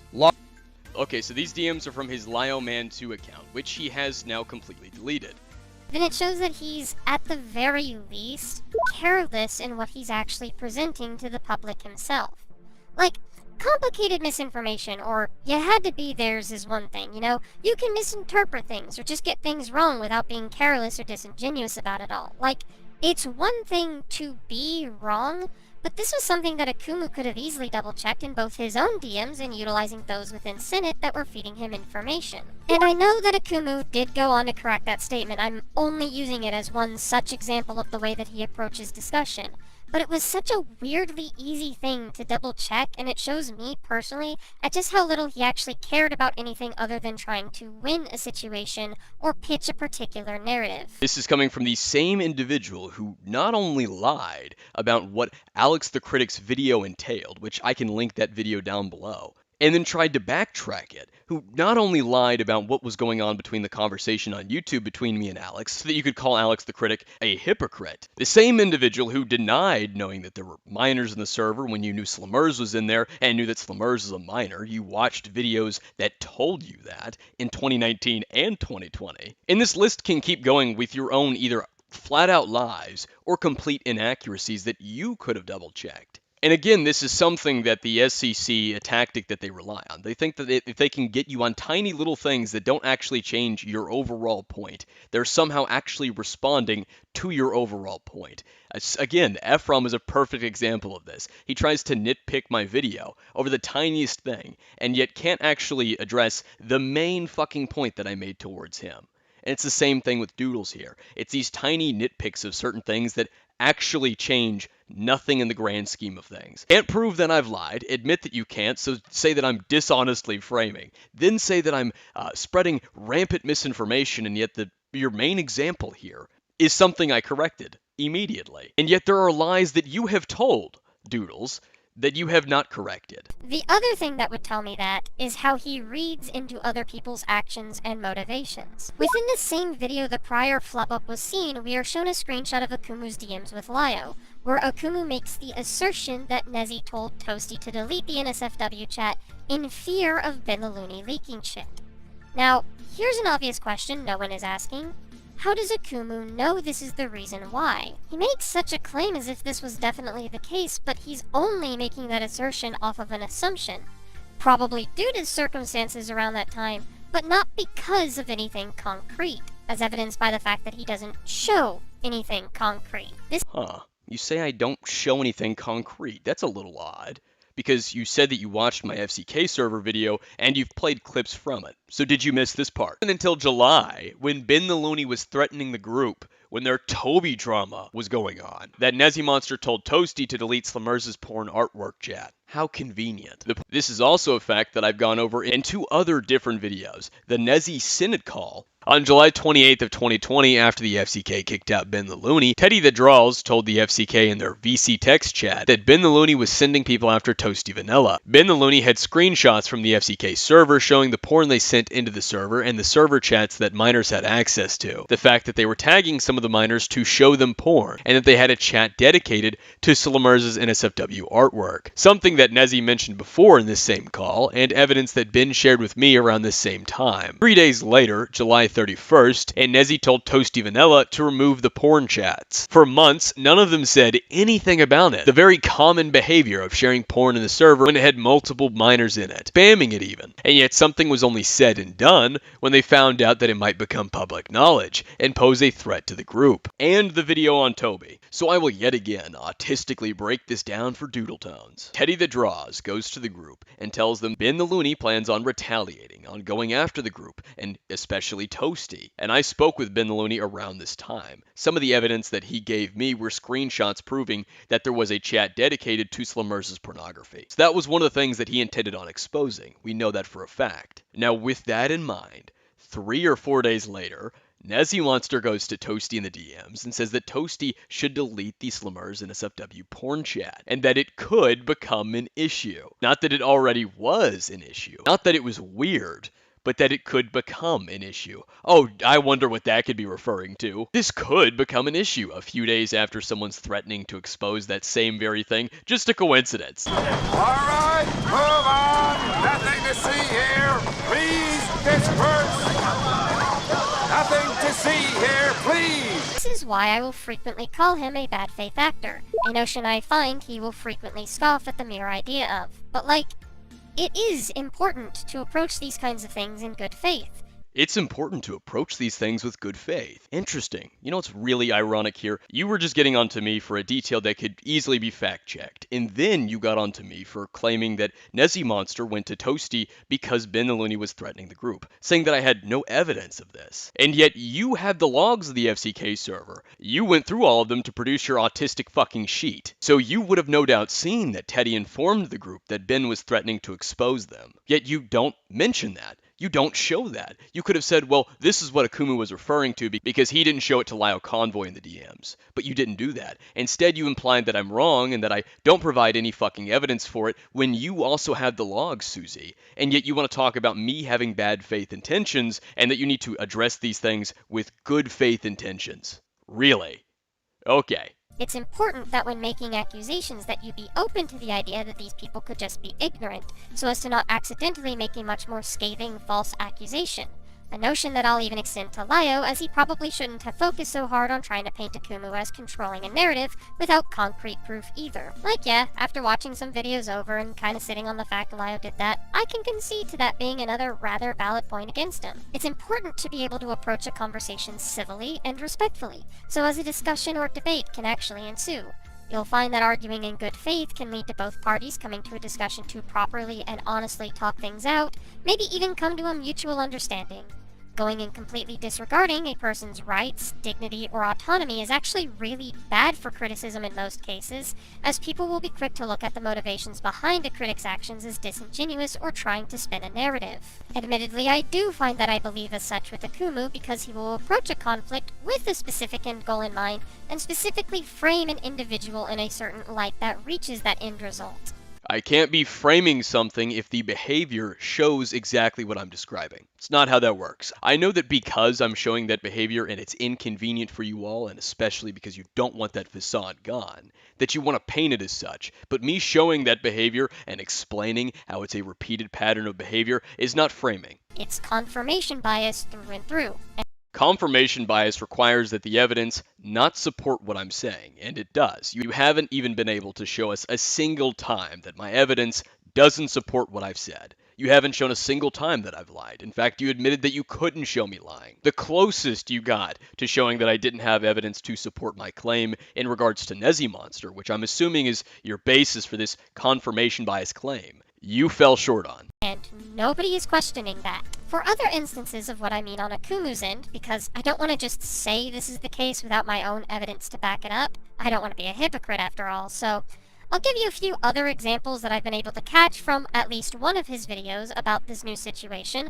I won't be able to go over every video or everything wrong. I mean, I probably could. I have made longer videos, but to be honest, I don't really want to spend the extra time going over all 16 plus hours of content. Y'all have waited long enough for this response already anyway, and I'm not really out here to do some sort of smear campaign against Akumu despite his pushed narrative. I do, however, want to demonstrate my particular concerns with Akumu as a narrator and as a critic, and make my own case on why you should look at what he says with a bit more skepticism and nuance. Starting with server, wherein Peaches made a joke about it. Now, there's some context here that needs to be highlighted, Yeah, what's the and that's the context? fact that Peaches was groomed for 7 years. Even at the time What the fuck does that have to do with the FCK server? Are you saying the person who groomed her was in the FCK server? this all happened, they were still being manipulated by said groomer. So even if Peaches was 100% aware that there were kids in the server, What does this have which to do with the personally FCK I server? doubt, this is something Peaches had normalized by their groomer. Peaches didn't even know any of what that creep was doing was suspicious until Cosmodor got called out later that year. That being said, this isn't something they've repeated and have also disavowed. I think I made it clear that I'm always going to keep nuance in mind when dealing with stuff like this. If it was Peaches sending porn to children, or speaking to them sexually like Nyx and Jackie, we'd be having a different conversation. what does Peaches' grooming have to do with the FCK? This is a card that Akumu has also played against me directly when addressing the specific roleplay that has been used as leverage to call me a pedophile. And it's, at best, deflection. The deflection is bringing up the fact that you were groomed when anyone talks about your degeneracy, acting as though you being groomed is what resulted in you being a degenerate, when we all know that you were a degenerate before you were groomed. The deflection is bringing up the fact that Peaches was groomed as very much needed context when her groomer has nothing to do with the FCK and wasn't even in the server. See, the important thing to realize is what the effects of grooming actually are, being a normalization to things that otherwise should not be normalized. It makes the victim more open to partaking in sexualized behavior that would not be appropriate for the situation. When Aaron was in the FCK, they were still together with an abusive significant other, someone who I would presume was deliberately sexual and controlling, and this was, according to Lyo, going on for multiple years. This would mean that, for years, the act of being sexual around someone who was probably too young to be around that behavior was totally normalized, and Aaron, as the victim of grooming, would not have been able to process the situation that they were in as a bad thing. Two problems with that. First, Peaches made a joke about how it could be used to expose them. So she clearly had some kind of idea as to what it was and the fact that it was bad. And secondly, why is it Peaches could publicly condemn other people on her platform for doing the same exact shit, but never anything to do with the FCK? If she didn't know that it was wrong, then why is it on YouTube she's stating that when other people do it, it's wrong? Almost like it's an act, a moral front. That's what it has to do with the FCK. And spoilers, that's what mine had to do with the roleplay I did, playing as an 8-year-old. Slight problem with that. You were into those kinks before you met your groomer. By your own admission, by your own words, by your own video, you met Alex November 22nd of 2014. Anyone can look at your fucking DeviantArts and see that you were into some degenerate shit before you met Alex. You were into many of the degenerate kinks in 2013 that you would do in the Kirby roleplay, so saying that your groomer pushed you into those kinks is ridiculous because you were into those kinks before you met your groomer. It's almost like behavior is affected by your environment or something, but we'll get more into my story a bit later, as it is slightly different. Toasty Vanilla was the person in charge of that server and gave no rules or safeguards to protect children in that server. I'd love to see accountability directed towards him, please. Toasty Vanilla was 18. Peaches was older than he was. ZZ was older than he was. Nezzy Monster was older than he was. Yes, he made the server. Yes, he participated in it. But you and Peaches love to use age on other people to talk about how they should know better because they're older. Yet now you're completely contradicting that and saying that only Toasty should be blamed? Really? Really, Lio? This is a deliberate straw man from Akumu. A straw man is when you make up an argument and then respond to it. When talking about Peaches and people taking issue with Peaches while defending and lying for Peaches, Lio brought up Toasty Vanilla and said, "I'd like to see accountability pointed at him, please." Clearly trying to divert the conversation away from Peaches and to Toasty Vanilla. He did the same thing with Fuchsia Butter. Me pointing out that that's him doing that is not a straw man. Me pointing out that he's contradicting his known argument of using people's age against them and how they're older and should know better is pointing out hypocrisy. Neither of those are any way, shape, or form a fucking straw man. Lio is not saying that only Toasty should get heat for the FCK server. He is, however, alluding to the fact that there seems to be less of a focus on Toasty as the one more or less running the place than there is on people like Peaches, ZZ, or Nezzy. The difference here is that I haven't seen a Twitter thread or a YouTube video from Toasty Vanilla denying or lying about this. The only thing that I've seen is Toasty Vanilla in DMs talking with other people. And I've also heard through word of mouth and rumor that Toasty Vanilla has been talking with various other fucking people. I have not seen a single thing publicly from Toasty Vanilla regarding anything to do with the FCK or just in general. People are talking about Toasty, but they're going to be talking about him less when you have people like Fuchsia, Peaches, Lio, and whoever else that's talking about the situation, either lying or trying to downplay what happened. That is why Peaches and Lio became part of the main topic, because Lio decided to lie for Peaches. This is something he admitted to on fucking stream. And he's was a 20k YouTuber. We know now, after looking through the logs, that there were people in there that Toasty knew were as young as 12 or 13 years old. Specifically, the 13-year-old was the one that Toasty made all sorts of reverse lolly jokes about, knowing they were so young. That is on Toasty. Yeah, I don't think anyone disagrees with you there, champ. And while yes, I did earlier allude to being typically more lenient with 18 and 19-year-olds, one, I specified as long as they weren't hurting people, and given how much I know about the victims of the FCK, Toasty did. And two, Akumu isn't as lenient. Again, we'll have to come back to this a little later, but the fact that Toasty isn't being given the same treatment as ZZ, Nezzy, or Peaches...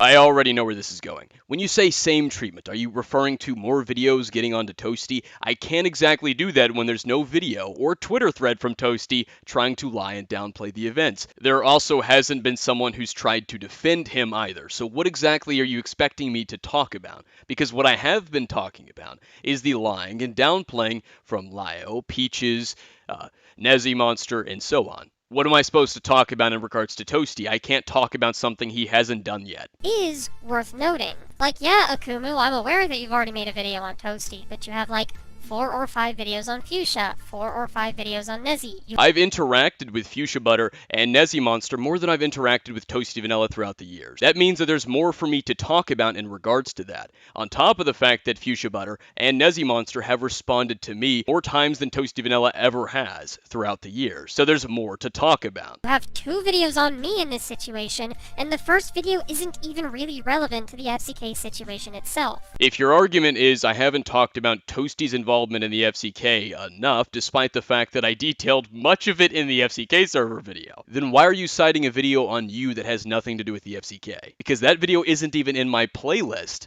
on my series. That's a separate thing. My video on you that is to do with the FCK is because you were making this video and I was being told what this video entailed. I was being given information about what your impending response would be. That means that you're making a response. Something, guess what, Toasty hasn't done. I'm just saying, if we want consistency and others so badly, then please be consistent yourself. You haven't actually explained where I've been inconsistent. You cited that I've talked about Fuchsia and Nezzy and you more, but leave out the why. I've interacted with Fuchsia, Nezzy, and you a lot more. My videos on Fuchsia are responses to either videos on me or statements about me, until I compiled all of the interactions that happened between me and Fuchsia because it went on for months. Let's look at Nezzy Monster. Nezzy Monster made a video on me, so I made a video back. Then there's the sexual harassment accusations.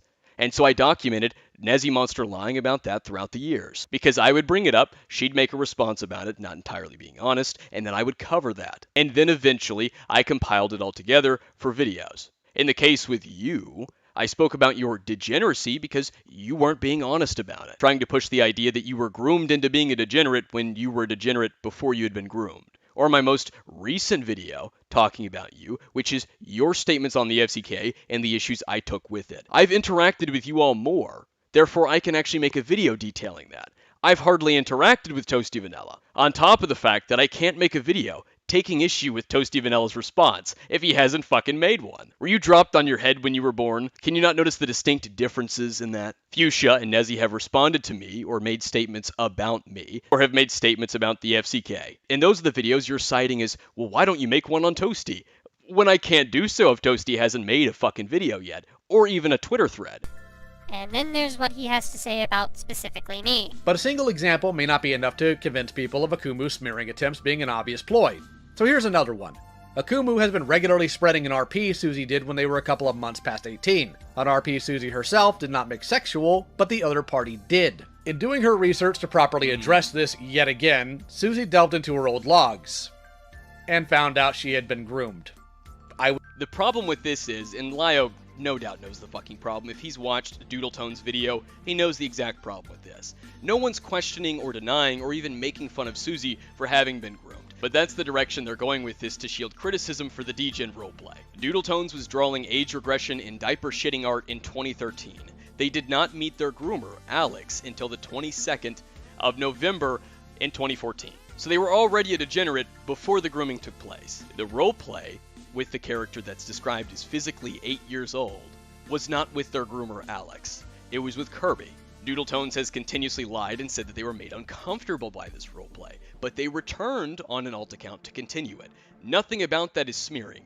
All of that is true. It would be smearing if the roleplay didn't happen and I photoshopped it. I didn't. It would be smearing if I lied about any of the details I just gave you, but I didn't. You can go watch Susie's video down below. There is a lot of things to address in this clip. Akumu's understanding of my story is somewhat misconstruing and sumptuous, and the fact people have been running with it baffles me to no end, so let's tackle each of these points individually. Point 1. No one is making fun of the grooming, but that is the direction they're taking it to defend themselves from the degen roleplay. False. I say as I point to your comment that you're being quick to assume that I was going to call people doing so victim blaming told me that you wanted to make fun of the grooming. With that said, I do have to wonder how much Akumu actually cares about the victimization of minors there, when he holds no problem wanting to make fun of me as a victim of grooming by his own words. I have never said that you actually have been making fun of the grooming itself, just that it seemed like you wanted to. Except for the fact that nowhere in my comment was I making a defense for making fun of the grooming or anything like that, just that I knew that was going to be the angle you and your audience would take. So unless you have reading comprehension issues, you shouldn't have made that claim to begin with. Because why would you care so much about how I would react to it if you weren't planning on doing so? That's not even close to what I was saying. So let me again, for the third fucking time, autistically break it down. I was saying that in any time people talk about your degeneracy and make fun of your degeneracy, that you and your audience are going to frame it as victim blaming and making fun of you for having been groomed. That is exactly what your audience was doing in your comment section. I'm also not using the grooming itself to shield from the degen roleplay, because literally within my video I take my lumps there, saying that I should not have been there. I shouldn't have been doing those roleplays. And while I'm actually not going to defend the descriptor or the allowing of it to get that far, that's still on me for not drawing that boundary. I will say that with everything leading up to that point, when you put everything into its proper context and not just keeping it in a vacuum at face value, much like these people tend to do, it becomes less Doodle is a degenerate, or worse, a predator, and more Doodle actually didn't know any better. Because I didn't. I didn't have anyone tell me that I shouldn't be there, and I had grown up in an environment where this kind of behavior was encouraged. I shouldn't have done it. I agree there. That is my fault. I was 18, I was legally an adult. I should have tried to be more responsible in my actions.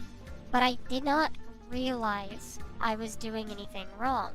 To say that I think otherwise is being dishonest, if not just a flat-out lie on Akumu's end. I've been told it is a little weird that I have to answer for things that I did as a kid anyways. Much of the stuff Akumu is holding me to predates me even being 17 after all, but I do tend to put the onus on me for being involved in those spaces regardless. You also don't make any clarification in the video that you were a degenerate before the grooming. Obviously, your timeline technically says that for you, so you don't have to outright say it, but your audience was so fucking stupid that they clearly didn't pay attention to your timeline because they immediately went to your comments and said, oh, Doodles is groomed into being a degenerate. The people who have been making fun of Doodles for being a degenerate are just victim blaming. Akumu is victim blaming Doodles. So clearly they got that impression. In fact, Lyo himself sort of got that impression, as Lyo admitted on stream with me that he thought that Kirby and the Kirby roleplay was with Doodle's groomer, that they were the same individual.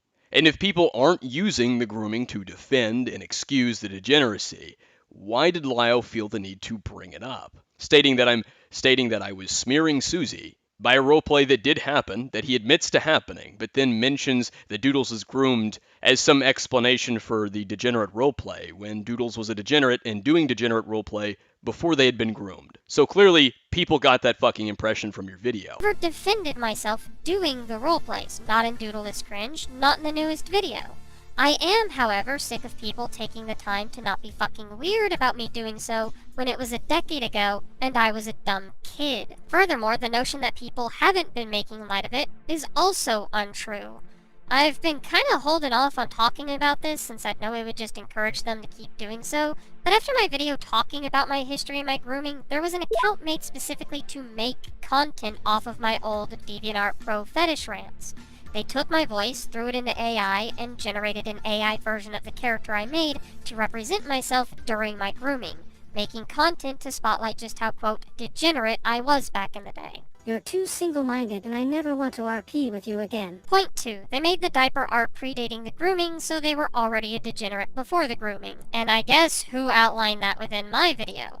Look, the point of my grooming story being within the last third of the video to begin with was to frame a possible further argument of why I was even within these spaces to begin with.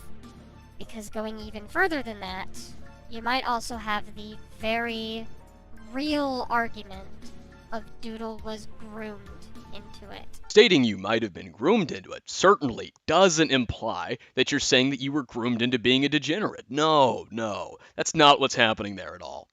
This was something even Call Me Nil understood.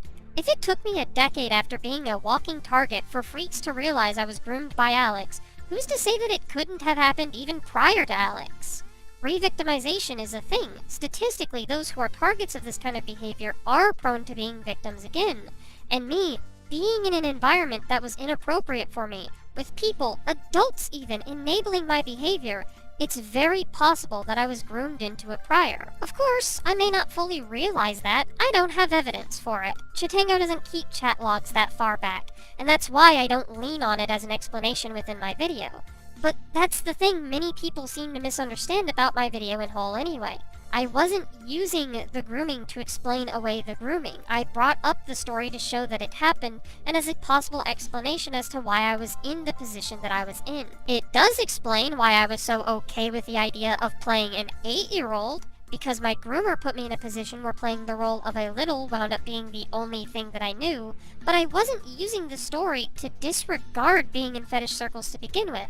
It was to reframe the position I was potentially in. This is why the age I was in these spaces matters, by the way, just to get everyone on the same page. I guess, if I were to be fair to Akumu and others, my emotions did get the better of me towards the end of that video, and I do say that people were using my grooming as a weapon against me for like 8 years. I was caught up remembering that this was an allegation I faced from some of Sickly Dad's friends back in 2018, and so I lashed out where I shouldn't have, and maybe that wasn't the play.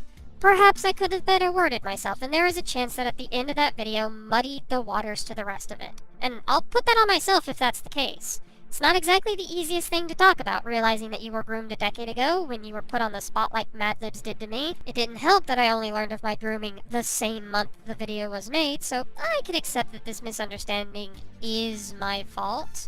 However, that would only excuse Akumu thinking that I was trying to use the grooming to explain the grooming. Did you catch on to that wording there? Using the grooming to excuse the grooming? I never said anything like that, and Doodles has said that twice now. I said using the grooming to excuse the degeneracy, because anytime you now mention the fact that Doodles was a degenerate, people feel the need to bring up the fact that Doodles was groomed, which implies that they're saying that Doodles was groomed into it, which was not the case. Doodles was a degenerate before they met their groomer. I have not been saying remotely at any fucking point using the grooming to excuse the grooming. That doesn't make any fucking sense, and I've never said that before. Does not, however, excuse how he approaches everything else about my story. Point 3. The roleplay in question wasn't with their groomer, it was with a different person, so Doodle has been lying about it this whole time. The fact that Akumu is too caught up in his presumptions to realize that these situations do not have to be one of the same for the grooming to matter shows me that he should never be involved in discussions like this.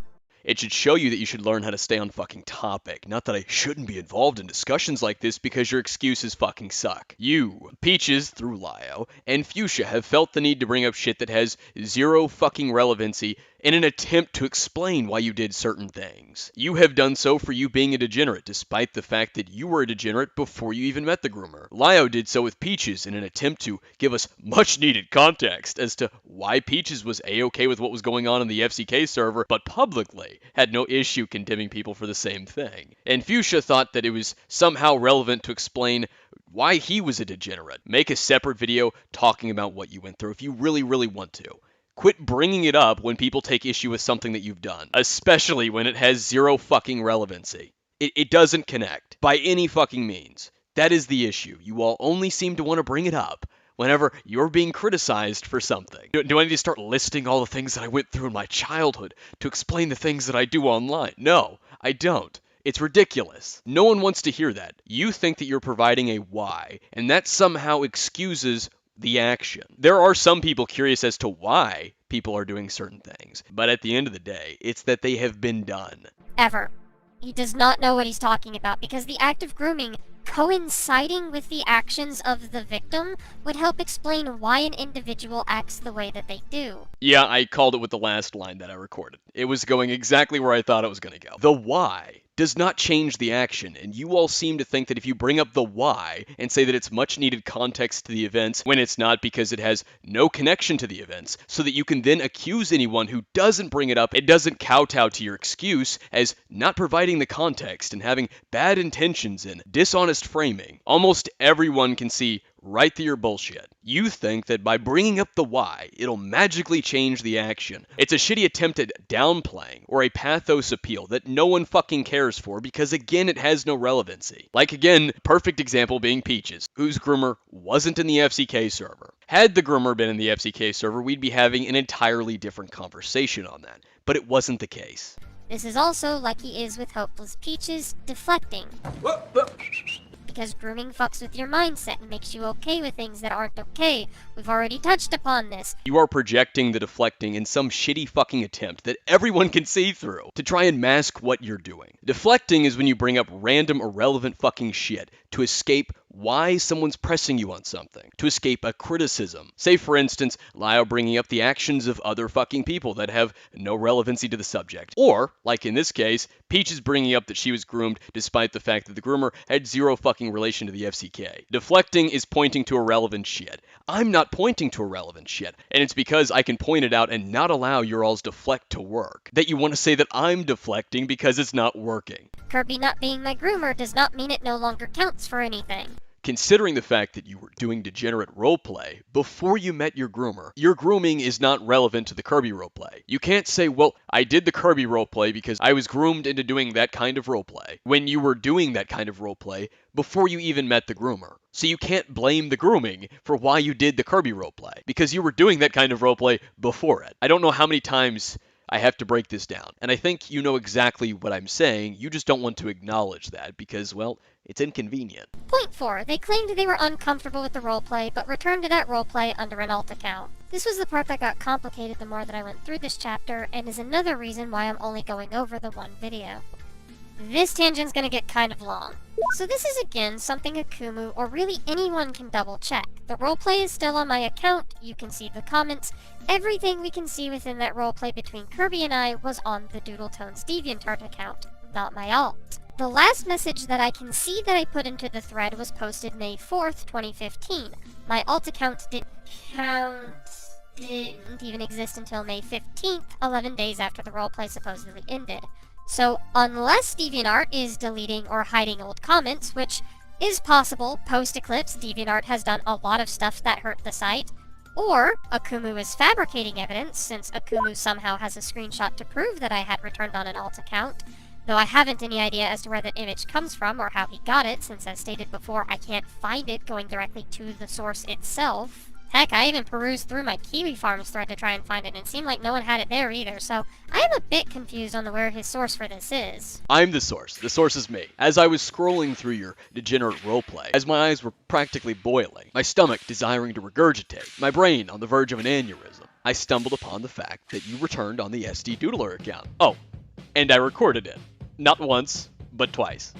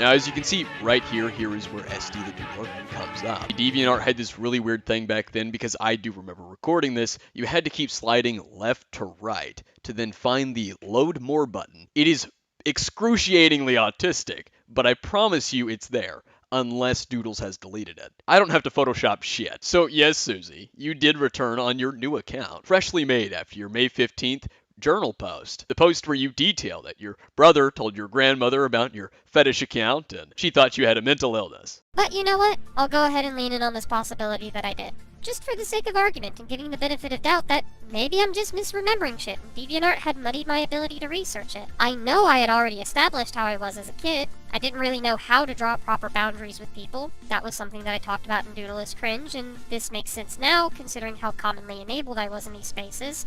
Plus, given the time frame this happened, as I had learned recently, my groomer wouldn't have helped matters on how I felt about my own discomfort. Because again, that is how grooming works, despite how much Akumu and pals want to claim otherwise. No, the issue is that you claimed that you were made uncomfortable by this roleplay. However, there was one that I would be amiss to talk about. The Game Girl RP. Technically, this is out of order since it was 2015, but since we're talking about them now, and this one did spark up a little bit of controversy in 2018 that got some very not-so-nice allegations lobbed at me, I feel like I should talk about it now. Mainly because of the not-thought-out descriptor of the character not being physically older than 8 years old, and then having one of the people I was role-playing with have a character that was supposed to be moldable, grow breasts only to grope them. It's a little creepy, sure, I don't really have an excuse for how creepy it sounds, and I'm not going to defend it on the basis of it being creepy or otherwise uncomfortable. I was a stupid 18-year-old by this point who didn't know how to tell people that I was uncomfortable. Someone who's uncomfortable with the discussion doesn't make an alt account to return to it and continue it. They would have taken the opportunity to leave it. Not only did this roleplay last for a month, but you returned to it. It would therefore make sense were I to come back to the thread on my alt account, because despite my discomfort, this would have been seen as normal to me. Whether or not I was uncomfortable shouldn't come into question just because I kept doing it. Listen, I may have made an alt account and returned to the conversation, but I was very uncomfortable with it, guys. I did not like it one bit. What person comes back to a conversation that they aren't enjoying, that is making them feel uncomfortable? Who goes out of their way to continue to come back and continue it after having the perfect opportunity to just leave it? Because now we have the context that I was being groomed in tandem with me doing that roleplay, it would make sense that I didn't want to leave the roleplay due to the fact that this was seen as normal. Your argument is that because you were being groomed in tandem, you came back to the roleplay because it was normal for you, because of the grooming. The grooming normalized that behavior, right? Okay, so explain to me how and why you've repeatedly claimed that while you were doing the roleplay, it made you uncomfortable. You said that that roleplay made you uncomfortable, but you allowed it to continue because you just didn't know how to speak up. And now you're saying that it was normalized for you. So if it was normalized for you, how were you made uncomfortable by it? To begin with, you should have just said that I was normalized. It doesn't really make it right. It doesn't change a fucking thing. But it would have been better than just saying, well, it made me uncomfortable. Because if you were normalized to that behavior, how would you have been made uncomfortable by it if it was your norm? It's not mathing. This is all over the place. Mind you, this presumes that what Akumu shows us in another one of his videos, where he deliberately disregards what my feelings could have been in that situation, rather explicitly may I add, is even true. Akumu has been regularly spreading an RP Susie did when they were a couple of months past 18. An RP Susie herself did not make sexual, but the other party did. This is the same cope that Doodles did in the video. The other person made it sexual, I didn't. And yet Susie was perfectly fine with it being sexual. After Kirby made it sexual, Doodletones continued on with this roleplay. It lasted a month. Susie even came back on an alt account to continue the roleplay. Yeah, by the way, you're doing a great job beating those victim-blaming allegations there, Akumu. It's very your honor if she didn't want to get abused. Why did she go back to her abuser of you? Victim blaming. There it is. There it is. Victim blaming would be saying that you are at fault for being groomed. And the problem here is, Alex and Kirby are two different individuals. Unless you know that the two are the same, why don't you state that? Why don't you ever state that Kirby and Alex are the two same individuals? Because they aren't. Now, if you have some kind of evidence proving that Kirby also groomed you, why don't you share it? You probably would have already done so considering you made an entire video talking about this. The best part about this is you're saying that I'm victim blaming after saying you weren't going to do that if people talk about your degeneracy. You teeter-totter, you flip-flopped. 1 minute, you're not using the fact that you were groomed to cover up the degeneracy. But then when I'm talking about the degeneracy, and you coming back to the roleplay that wasn't with Alex, was with Kirby, you say it's victim blaming. But you're not using the fact you were groomed to cover for your degeneracy. What a crock of shit. I can also approach this from a secondary, less connected direction, but that's still kind of related. Let's talk about compartmentalization, a new word to add to one's lexicon. Psychology today describes compartmentalization as a defense mechanism in which people mentally separate conflicting thoughts, emotions, or experience to avoid the discomfort of contradiction. It's a way some will use to avoid facing cognitive dissonance. This can take the form of something small, like a disagreement about politics that you push aside for a friendship to last, to something as severe as dismissing an addiction so you can have a few more drinks at a bar. In a more domestic setting, a victim of domestic abuse may compartmentalize their own abuse as a mere facet of a relationship and not therein see the problem with returning to an abuser. Now, compartmentalization is not always a negative, however. Sometimes you require the need to put aside a specific conflict in order to approach a different one, so like with most things, there does require some nuance. So it does need to be a case-by-case basis.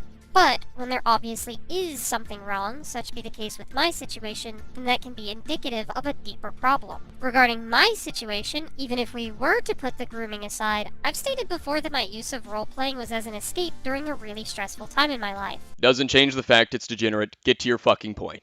I was struggling with online homeschool, dropped out to get my GED, and all the while was struggling with suicidal ideation and had no healthy way of coping. So my discomfort being put aside in favor of a roleplay to escape those feelings of stress would show that I could have been compartmentalizing it, because the feeling of not being stressed anymore would have felt so much better than whatever discomfort that I was feeling. And no, that's not great. That's not healthy. But if we're really out here disregarding whatever effects me being groomed would have had on me during this time frame, then we could still look at my actions as what it ultimately could have been within a vacuum. You know, deliberate disregard for my discomfort so I could continue avoiding a different unhealthy feeling.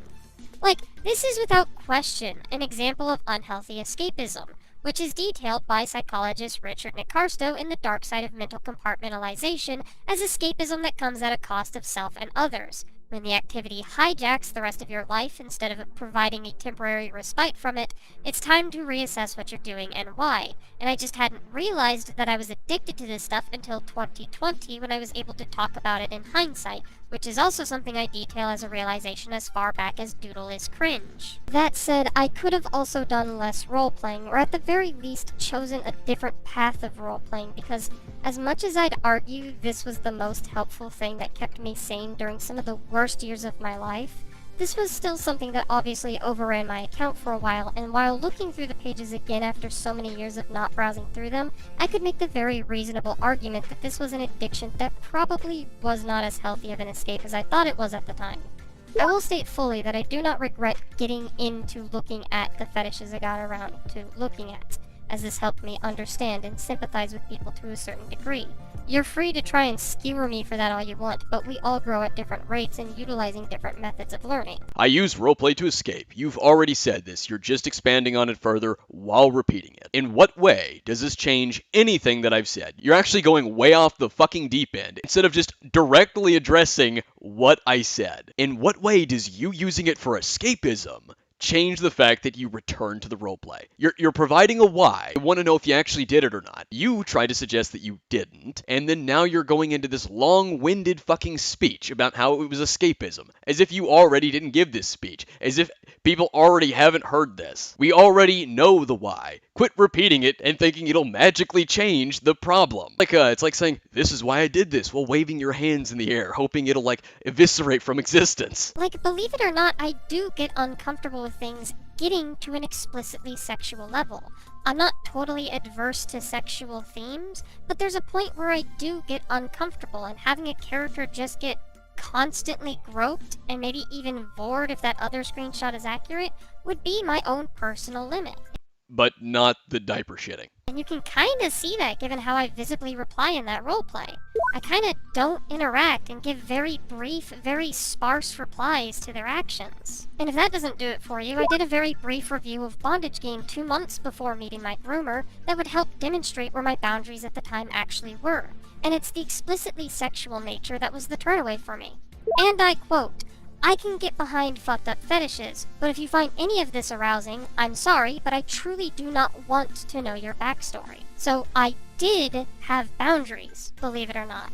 I just wasn't great at actually telling people where they were. I must have pushed them aside for that roleplay, if not had them downright dwindled due to the grooming Akumu doesn't want to acknowledge could have had an effect on me. Doesn't want to acknowledge. I acknowledged it all right. I pointed out that you were doing degenerate roleplay before you met your groomer. You can't blame your degenerate roleplays on your groomer and that they groomed you into doing it. If you were doing it before, and we know that you were, that's not victim blaming to point out that you were doing a certain behavior before you met the groomer, and yet you're teeter-tottering. 1 minute you aren't saying it, next minute you're saying it, but that your groomer pushed you into doing it, when that behavior existed before you met them. That's not victim blaming to point that out. He doesn't want to give the benefit of doubt that maybe I could be telling the truth about my comfort levels. Because if he did that, then it puts into question his narrative that I am a dishonest person, that I was a degenerate for whatever purpose that serves. There's no narrative if it's the truth, and you did degenerate roleplay. So yeah, you were a degenerate. Drawing yourself and picturing yourself shitting in a diaper is very fucking degenerate. I'll give you the benefit of the doubt right now, even if I was wrong about the fact that you returned to the roleplay to continue it, despite the fact that you literally did. Let's just say I'm wrong about that. You've still lied about other shit.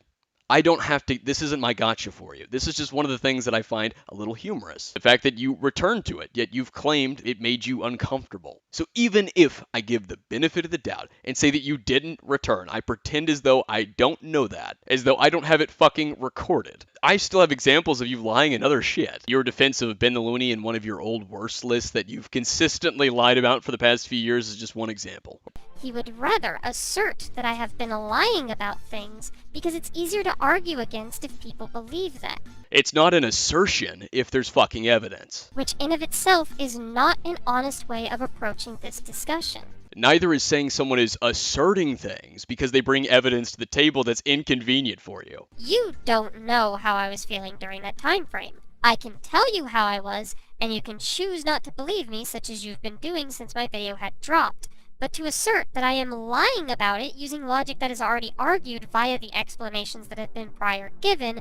You saying that you did roleplay for escapism does not remotely address the fact that you have repeatedly claimed to have been made uncomfortable by that roleplay when you were doing it. Yet you left out the fact that you returned to continue that roleplay, which is not indicative of being uncomfortable. Shows to me at least that Akumu doesn't want to listen to what we have to say. I want to see if you have evidence that proves the claims wrong. That's what I want to see. I don't want a marathon of yapping to provide some excuse that doesn't change a fucking thing. That's not what we're here for by any fucking means. People want to know if I'm lying. You all have consistently pushed the idea that I am lying, that I have been dishonest, yet you cannot give a clear-cut example of where I've lied or been dishonest. Yet, for some reason, there's a plethora with you. People want to know if the claims are true or false, not an excuse for the action. They want to know if it was done. They want to know if you have evidence to prove that it wasn't done. That is what people are here for. That is what people are watching for. Not 5 minutes of a speech of some fucking excuse for why you did something. No one needs a fucking breakdown of psychology. They want to know if the action was done, or if it wasn't done, if someone's making a false claim, or if the claim is true.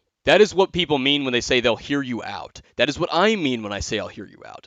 Doesn't want to give the benefit of doubt when it could be required to do so. Giving someone the benefit of the doubt for an accusation that has evidence proving it. How would you do that exactly? If evidence shows that it's true, how exactly do you give them the benefit of the doubt? Unless you're saying just don't talk about it because it's inconvenient for you. Otherwise, why do you keep talking about this benefit of the doubt? The evidence shows everyone fucking everything. You haven't been able to cite one time that I haven't been able to provide substantial evidence. There are 2 times now in this video that you've came close to showing that I may not have evidence for a claim. You first did it with the Nezzy Monster statement in Lyo's DMs, and yet I've managed to provide evidence for that. That happened 3 or 4 days after Ben the Looney threatened the group. Then you just did it recently with suggesting that I possibly photoshopped you returning on your alt account, only for me to whip out a fucking recording of it. It's twice now that you have failed to provide an example of me not providing evidence for a claim. Maybe 3rd time's the charm, who fucking knows? And doesn't want to not be fucking weird about something that, by the way, should not have even mattered to the situation surrounding the FCK they want us to focus so heavily on. My video was made in response to Madlib's heavily implying that I was a predator, not the FCK stuff. Don't talk about my video, is basically all I'm fucking hearing. And Akumu mere weeks prior was conversing with someone else calling me a predator, pushing the exact same roleplay Madlib was using. And even in Akumu's defense, he wasn't calling me a predator, just a degenerate, so he should understand why I would address things when I did, especially since I detail that within my video. So the inspiration for this particular iteration of me addressing the things that refused to let me go was Madlib's art, an ex-art commentator who decided to go salted earth when she didn't need to on Twitter, February 23rd, 2024. In this thread, she, very out of nowhere may I add, throws extra shade on me after already saying that I was a bad person for empathetically saying someone else could have merely forgotten a screenshot for a situation that they were involved in, for talking about things that people hold me to from so many years ago, specifically mentioning that I called it diaper shit from 2014. All of this, however, continues to go back and beg the question of why Akumu is so quick to more or less disregard or argue against Toasty Vanilla being held more accountable for their actions. I never said anything remotely close to that. This is complete schizo posting. Because he's been focusing so hard on my degen behavior when I was the same age as Toasty and being groomed. Or younger in regards to some of my other fetish posting. Like, Toasty was doing worse in both the Fruitcake Club and externally, as they were actively hurting other people, knowingly and willingly enabling minors as young as 12 or 13 in the server, and putting the rest of the adults around them in an awkward position retroactively if they may not have known something was up. And I've talked about all of that. Toasty Vanilla hasn't made a dogshit response, let alone a response in general, for me to take issue with and make a video on. Unlike you, who made the addressing that roleplay one last time video. So I talked about it. I can't make a video on something that doesn't fucking exist. Like, all of this focusing on my grooming story ultimately is a nothing burger of a distraction at best. I didn't bring up your grooming story. You did, and I made a singular video on it. I didn't bring up your grooming story. Lio did, so I made a singular point in regards to it. So what do you mean all this focus? You're acting like all my TISM reports are about your grooming story. You're not nearly as important as you think you are. Because if all Akumu wants is for me to, quote, agree to being a degenerate, then whatever. Fine. I guess I was a degenerate kid. See, not that hard. It's better when we're honest. Like, every time the topic had been brought to me, I've admitted to doing the role plays. I'm just tired of people ignoring the nuance and how long ago it was to label me as a much worse person. So No. We're not doing that. For several years, you and your audience and your friends have denied you having a diaper fetish. Let's not pretend that didn't happen. I mean, you both simultaneously do and don't seem to agree with, but yeah, fine though. If it helps you sleep at night, I was a degenerate kid. Hell, you could maybe call me a degenerate now if that's really what you want to do. If that's the title you want to go with, then fine, whatever. It is a little annoying to deal with it every couple of years, but ultimately it's no skin off my back. That's not what I've heard from behind the scenes, but alright, you keep your chin up. Now, what does this actually have to do with my involvement in the FCK? I have never claimed had any involvement to do with the FCK, just that you're one of the degenerates that was in the FCK. What does my role playing a decade ago have to do with my obliviousness to the situation that I was in 4 years ago? Well, you weren't really that oblivious towards the end of 2020. You admitted that. But no, I've, again, never claimed that your degeneracy has anything to do with the FCK. So I don't know why you're asking this question implying that I have. Unless, of course, you're trying to, yet again, vaguely complain that I've talked about it. I find your denial of it hilarious. That's why I talk about it.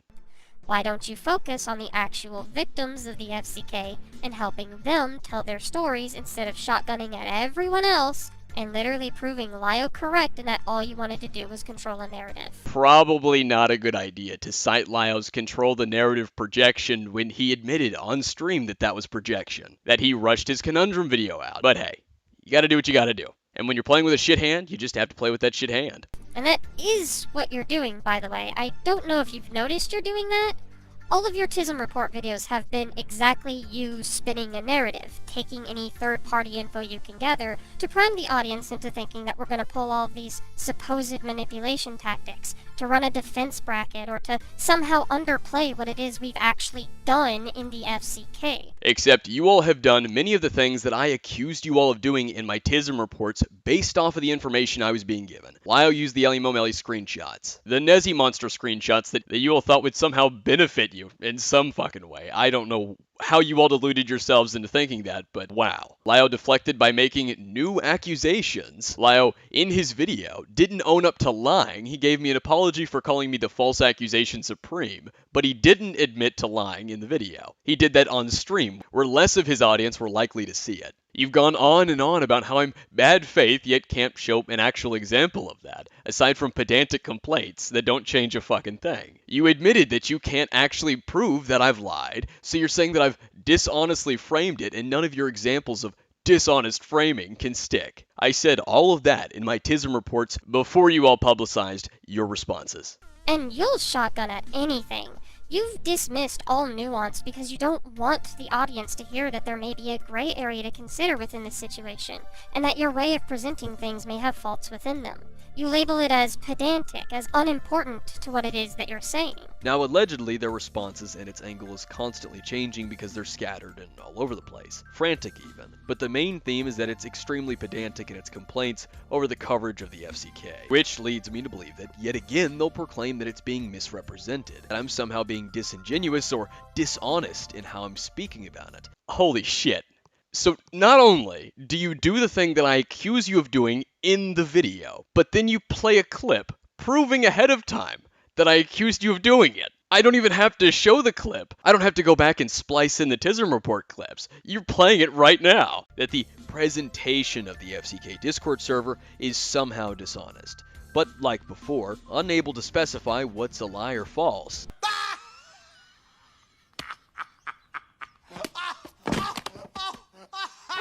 You've put someone's harassment into question, claiming that we could be faking it because you think it'll be used for sympathy points. What I find odd is that Ellie managed to screenshot all of these seemingly at the same time as they were receiving the messages. 850, the first message from Yamamama is 837, 123, as they got a message from the Middleton account, and then the names. Yamamama 336, Philly Philly Pilly, huh, Ellie Mo Melly. Melly Mo Ellie. You notice that? Bit of a rhyming thing that goes on with Ellie's name. And the usernames also have that same rhyming thing going on there, at least two of them. And the other one is Middleton with Decon Con. So what I'm suspecting is that either A, this is an individual who already knew Ellie and had a grudge with Ellie, and they made these alt accounts to fuck with Ellie because they're upset about the FCK thing, or B, these accounts were made by Ellie or someone else to message Ellie, or, themselves, herself, and say all of this. And again, it's also odd to go after Ellie, of all people, whose name was just mentioned in passing. So hold on, speculation is fine until it happens to you all.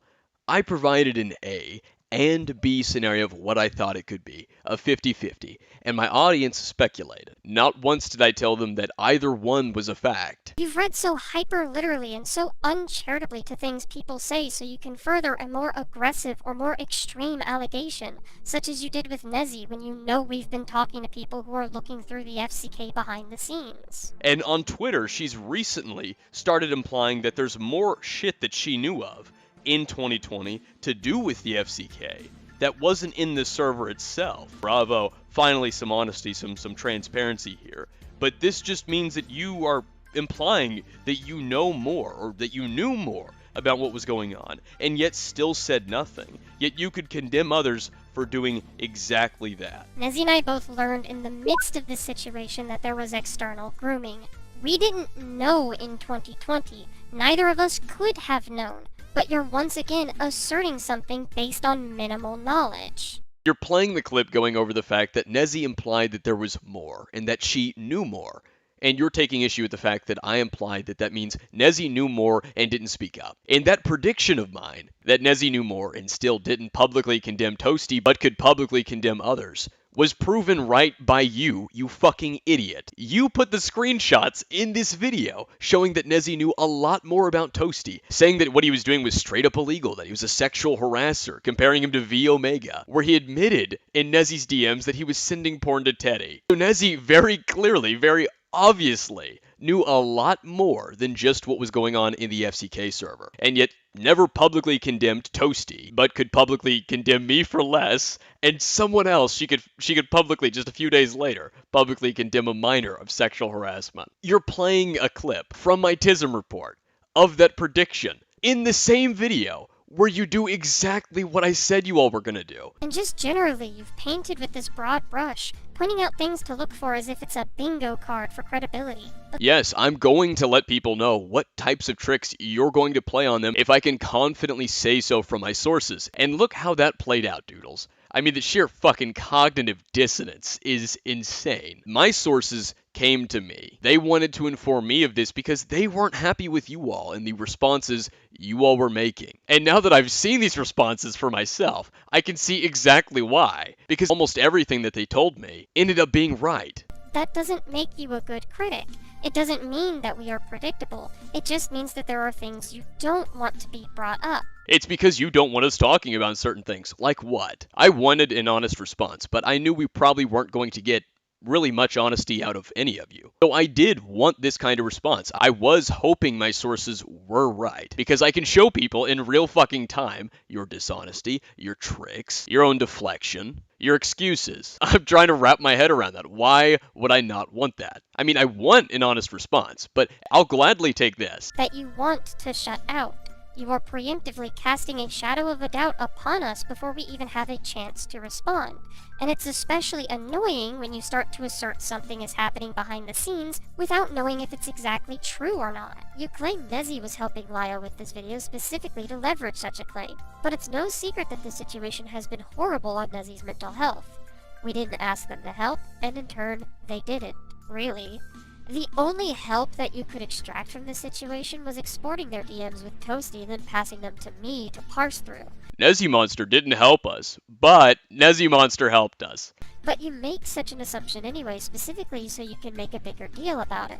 These TISM report videos seem to only exist to prime an audience to merely dismiss any and all critique against you if it aligns with your pre-established predictions. Maybe don't be dishonest, maybe don't try and point the finger elsewhere, maybe don't try and use pathos appeals. Just a couple of ideas on how to be direct in your videos addressing this. The very fact that you all weren't going to be honest and direct that led people coming to me to tell me what you all were doing. And how many times have those predictions from those individuals informing me been right so far? Quite a few. Like, you keep alluding to the fact that our responses are going to suck in these videos, claiming that we're just going to run damage control throughout. But if you're so confident in that fact, why would you need to make multiple videos making this claim? You'll be claiming that I'm bad faith, likely by using my statements in the FCK server, which I've already gone over previously, the fact I didn't like the FCK before all of this, oh gee, I wonder why, or that I'm covering this as much as I am, my constant videos on the subject matter. The problem with that is, I'm not monetized.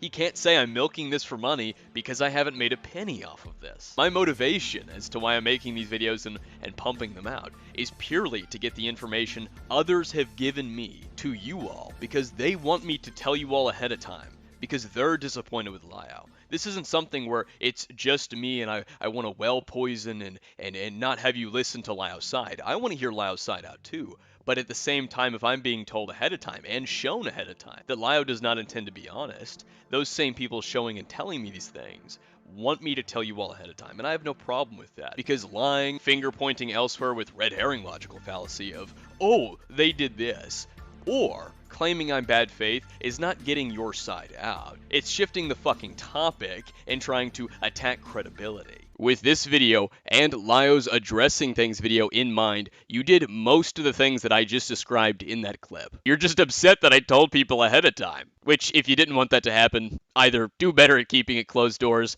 or maybe just directly address things. I just had to go back and add this upon seeing it, mostly because it keeps becoming a point in these TISM reports. Much of this all starts to ring hollow when you remember Okumu's stated intentions of putting into question what is effectively the ethos of those in the community. Remember, to him, we are all lying, sanctimonious, and dishonest hypocrites. After all, we can't be trusted.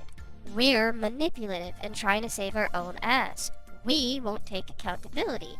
We won't fess up to what we've done. And that's the thing that he wants to show the world. That's, by his own admission, what he's focusing on in these TISM report videos. He's merely reporting on our dishonesty so that people know we are dishonest and lying.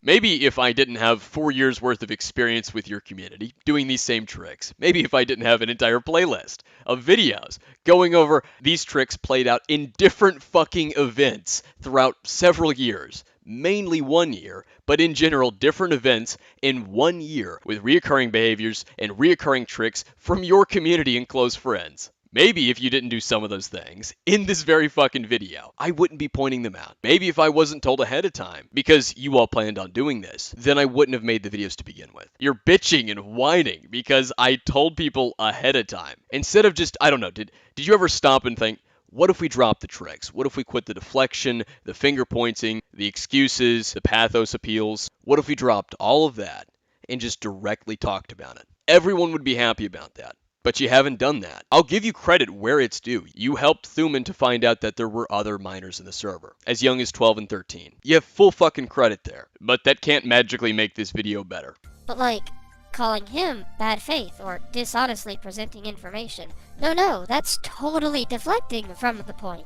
Your examples of how I'm dishonestly framing it fell flat on their ass. Your shoddy attempt to show how I'm bad faith in my intentions by telling people ahead of time doesn't work because you did the very things that I was told you were going to do. And that's the worst part about this. You could have went and changed your response up so that it could have been actually decent, could have been better, and yet you went ahead and hit the upload button knowing you did many of the things that I was told. There's nothing that can really explain the mistakes in this video so far, other than being an idiot and a hypocrite. He's bad faith because he told you ahead of time what we're gonna do, and then we went ahead and did it. If you wanted to actually make me properly look bad faith, maybe you should have, again, changed your response so that it wouldn't match with what I was being told and telling everyone you were gonna do. That would have actually made me look bad faith. You could have actually twisted things there in the events to suit your benefit. You're just saying I'm bad faith because I told people ahead of time, or that I'm reading into things uncharitably, and yet I read into it perfectly right. The DMs that you gave us of Nezzy Monster show us that she knew a lot more about Toasty Vanilla and the FCK in August of 2020, yet never condemned him publicly. Yet I could be condemned for less than that, and she could accuse a minor of sexual harassment. Like I said, sanctimonious fucking hypocrisy. And you try and deny that you all are sanctimonious hypocrites, and yet you inadvertently help prove that with this video, which again, you you could have avoided this by changing it. That's just attacking my credibility, guys. It gets really silly when you think about it. Like, he knows credibility is important. If he didn't think as such, why would he focus so hard on it? This is a blatant fucking projection. Credibility isn't nearly as important to me because I know how your community and your all's idea of credibility is. Your idea of credibility is based off of reputation, and we all know that's severely fucking inconsistent. I've proven that I don't know how many times. Quick example. Let's look at the FCK videos on me. How many of them were worshipped throughout 2020 and 2021 and 2022 even? Only for them to turn out to be giant pieces of dog shit. Nezzy Monster and Ponder Sprockets Part 1, for example. How many people have linked that video to other people saying, go look here, this is a great spot for information on Akumu. Really great hit piece. And we all know how well that aged. You all base credibility on reputation, and because reputation is so inconsistent, and the reason it's so inconsistent is because your all's moral standards are inconsistent. I just went over Nezzy Monster as a perfect fucking example, not even 60 seconds ago, but in general, overall, you all will condemn one person for one behavior and then make excuses for another individual doing it, or yourselves doing it, or the fact that you did it, or your friends did that behavior won't be talked about. And yet you're so credible, and I'm not. Yet ironically, if I'm not so credible, why is it you can't go for the evidence? Instead, when you all can't go for the evidence, when you can't disprove the evidence, you target reputation. You target credibility. You use guilty by association. You say the individual's bad faith intentions or dishonestly framing. You all have done this time and time again to me and other people when you can't actually disprove the evidence. Because you know that the evidence is inconvenient for you. And so a subtle way of downplaying it is convincing the audience that the individual sharing it has bad faith intentions or is dishonestly framing it, despite the fact that you can't show a single instance of dishonesty. So what do? You point to me accurately predicting what you're going to do, or mistakes that I made, and the same mistakes that I corrected, and you admit that I corrected. So if I have bad faith intentions, why am I correcting misinformation? If I had bad faith intentions and was dishonestly framing it, why would I make sure to correct any misinformation I put out there? Make that make sense, Doodles. Go on. If I had such bad faith intentions, why is it one of the most immediate things that I did is go to Hidden Heroin to inform Lyle that if it wasn't his, I would gladly make a fucking retraction. I would do that immediately. I have no intentions on smearing anyone, because I don't need to. The evidence is plentiful. Someone who I can prove has lied, whether that be in this video or outside of this video, who I can prove has made inaccuracies in this video, who can't prove that I have lied, but can only cite inaccuracies that I corrected or predictions that ended up being right, wants to lecture me about bad faith intentions and dishonest framing. That is the best takeaway from this. Because your only examples so far of my bad faith intentions is my uncharitable assumptions, and yet those uncharitable assumptions ended up being exactly right because you didn't think about what screenshots you were putting in the video. You just thought, oh, this might contradict what he's saying because we have DMs of Nezzy talking to Toasty about stuff. Again, I have to thank you for that. I genuinely have to thank you for that. On top of the fact that your other examples of my dishonest framing were the Lyo Convoy DMs, where I didn't provide evidence of Ben the Looney threatening the group days prior. Then I provided it in this video. Then you tried to push the notion that I potentially photoshopped that screenshot of you coming back on your SD the Doodler, only for me to whip out a recording. On top of the fact that you've shown that I've corrected my mistakes and my inaccuracies and my misinformation. You of all people lecturing me and the audience about how I'm bad faith and dishonest while not being able to provide a single instance of me lying. The audience is now going to have a plethora of questions for you, so you have fun with that. Almost starts to look like a fear response after a while. Kind of like if you were preemptively putting your guard up, waiting to get punched after hitting someone else first. And I don't know what you'd be afraid of. I've already said that I agree the FCK was inappropriate. If the rest of my criticisms are merely pedantic and negligible, why would you need to fight back against them when clearly the audience would also see that fact? I find it fucking hilarious that you're trying to suggest that I'm fearful or worrying about this, but I'm not going to get into why just yet, because unlike you, I don't need to distract away from shit, so I'll provide you the answer yet again. You're well aware of the fact that my series is to show the sanctimonious hypocrisy with this community, but another thing that I talk about in my series is how they bamboozle the audience, something that the audience has gradually started to become aware of. I've gotten comments on my Ponder video and other videos of people that are disappointed either with Ponder or themselves for being as gullible as they were. But the point of my series is not just to show the sanctimonious hypocrisy, but to show the playbook of tricks. And then people come to me during this shit with Peaches, Lyo, and the few FCK people that are still around, letting me know that you all intend to do the same fucking tricks that you did back then in 2020. The red herring logical fallacy distractions of, oh, don't talk about what just came out about us. Instead, talk about shit that we've already spoken about these other people that are bringing up the shit about us. Or let's make new accusations on those people as an attempt to distract away from this. Or these sob story excuses that are pathos appeals, claiming that they're explanations instead of just directly answering whether something did or didn't fucking happen. Or the fact that you all can't disprove my evidence, can't prove that I've lied, so instead you claim that I have bad faith intentions and that I'm dishonestly framing it. All of those are the same tricks that the FCK did in 2020. So when I find out that you all plan on doing the same playbook, I'm gonna make my audience aware of that. Now, in regards to you, I know that you were frantically fucking panicking behind the scenes because of the fact that all this information was coming out at once, that it was an onslaught of information, because of the fact that I was telling the audience ahead of time what you all were planning on doing, worrying about who in particular was giving me the information, which if the information's wrong, you could have used that against me. But instead what you do is you make an entire new segment that was obviously also rushed, talking about my TISM reports in an attempt to mask the fact that you did almost everything my TISM reports said you would do in this video, and it doesn't mask it very well. Why would you need to prime the audience to see it? And this is exactly why I claimed you specifically do not care about the victims. What you just said is one of the most insanely idiotic things I have ever heard. At no point in your rambling, incoherent response were you even close to anything that could be considered a rational thought. Everyone in this room is now dumber for having listened to it. I award you no points, and may God have mercy on your soul. Because I'm telling people ahead of time of the tricks that you all plan on doing. I don't care about the victims. In what way does that make any fucking sense? The sheer leap in mental gymnastics. But this is another example of a distraction. Because they can't disprove the evidence, they can't show that I've lied.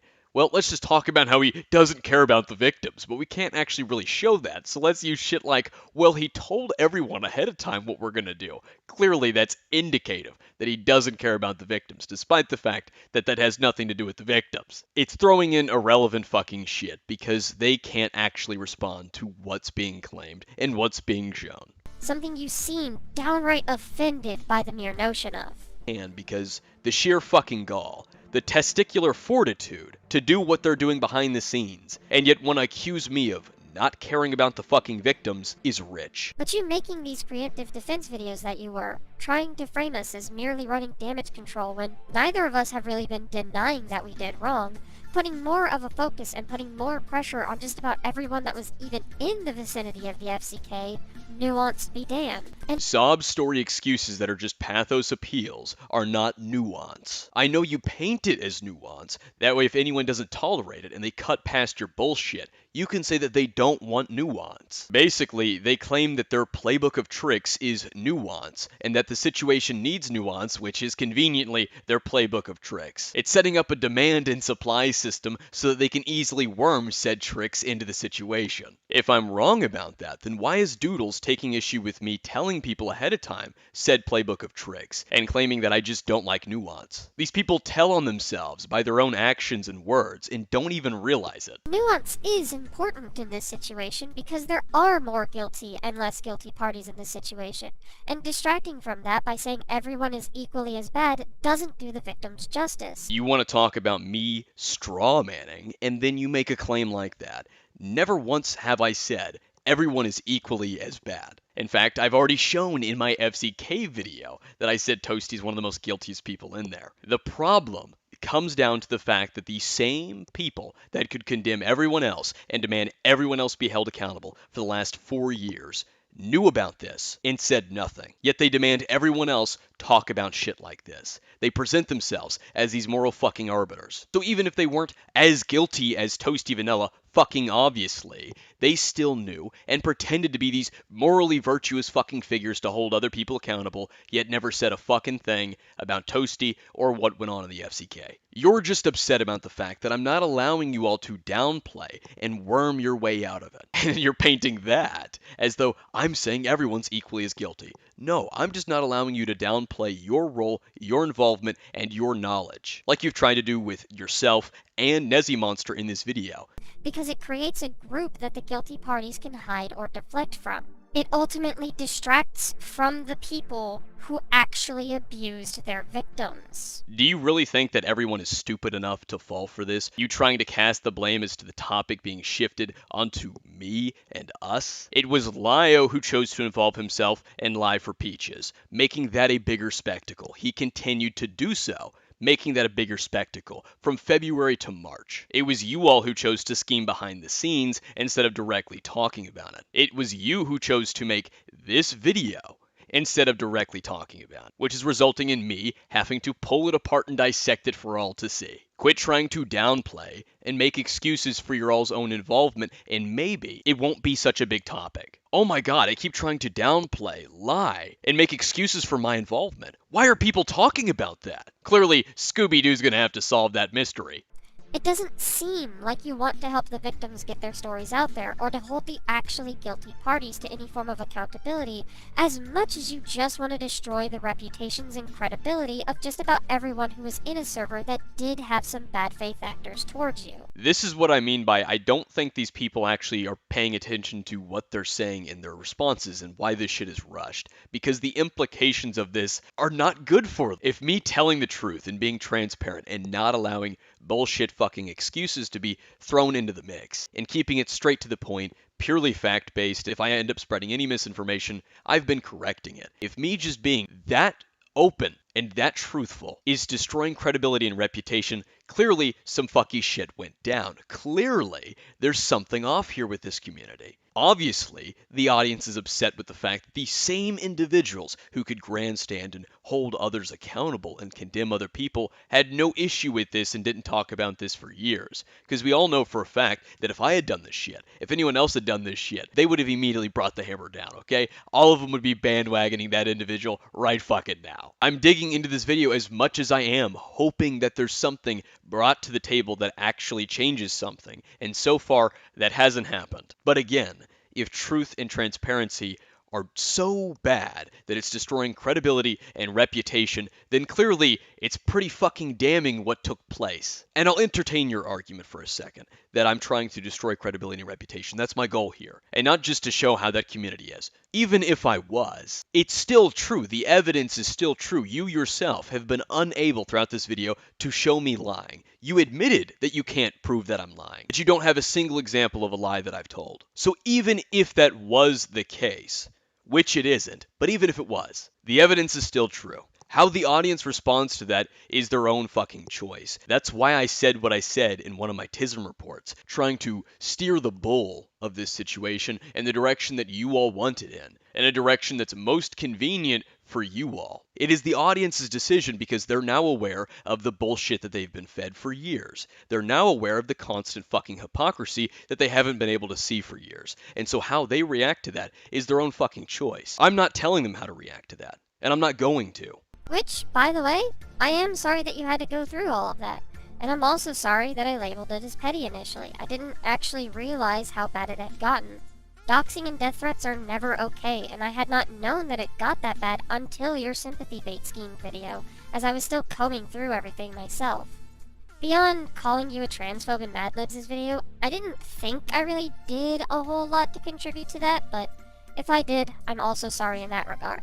Genuinely, witch hunts have never been something that I've supported nor have wanted to contribute to, and seeing that you had genuine harassment thrown your way does feel really shitty. But while I now understand the anger and think it's justified to be angry, the anger doesn't justify the actions or the results, and it still feels like you're more weaponizing the victims of the FCK against those who may have wronged you, instead of actually caring for and assisting the victims themselves. And how exactly have I used them, Susie? Slamers gave me the FCK server by her own choice. She was literally on her old account and found that she was still in there and said, hey, do you want an invite? And I said, sure. I didn't force her to give me her testimony either. I asked her, hey, would you be willing to do this? And if you could, be on your old account so that they can't accuse me of me faking it being someone else, pretending to be Slamers. Jamesy, I didn't pressure Jamesy into talking to me about the FCK and telling me his information that he remembered. And that was before I had the FCK server. Teddy, I did try to talk with about the FCK, and each time it went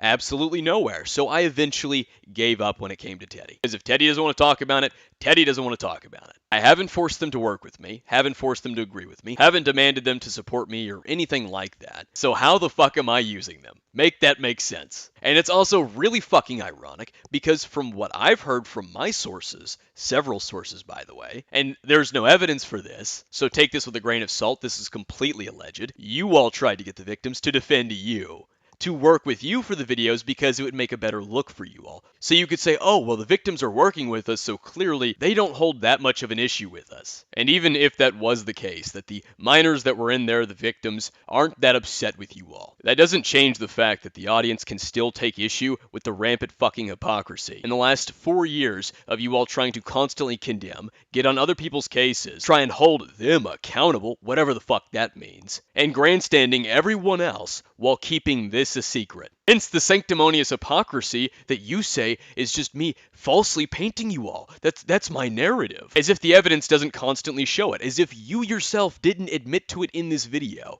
You said that you found out that Toasty was a creep at the end of 2020. You said that you had a conversation where Toasty admitted to you that Slamers was previously in the server. And we all know that you knew Slamers was 15. There's no fucking way you missed that when you watched 2 different videos in 2019 and 2020 talking about how Slamers was 15. Yet you never came out about Toasty. Nezzy Monster, who very obviously knew about the porn being sent in the server, among the other shit with Toasty Vanilla, never came out about Toasty, but could grandstand and condemn someone else for sexual harassment just a few days later, after her DMs with Toasty Vanilla accusing him of sexual harassment and comparing him to V fucking Omega.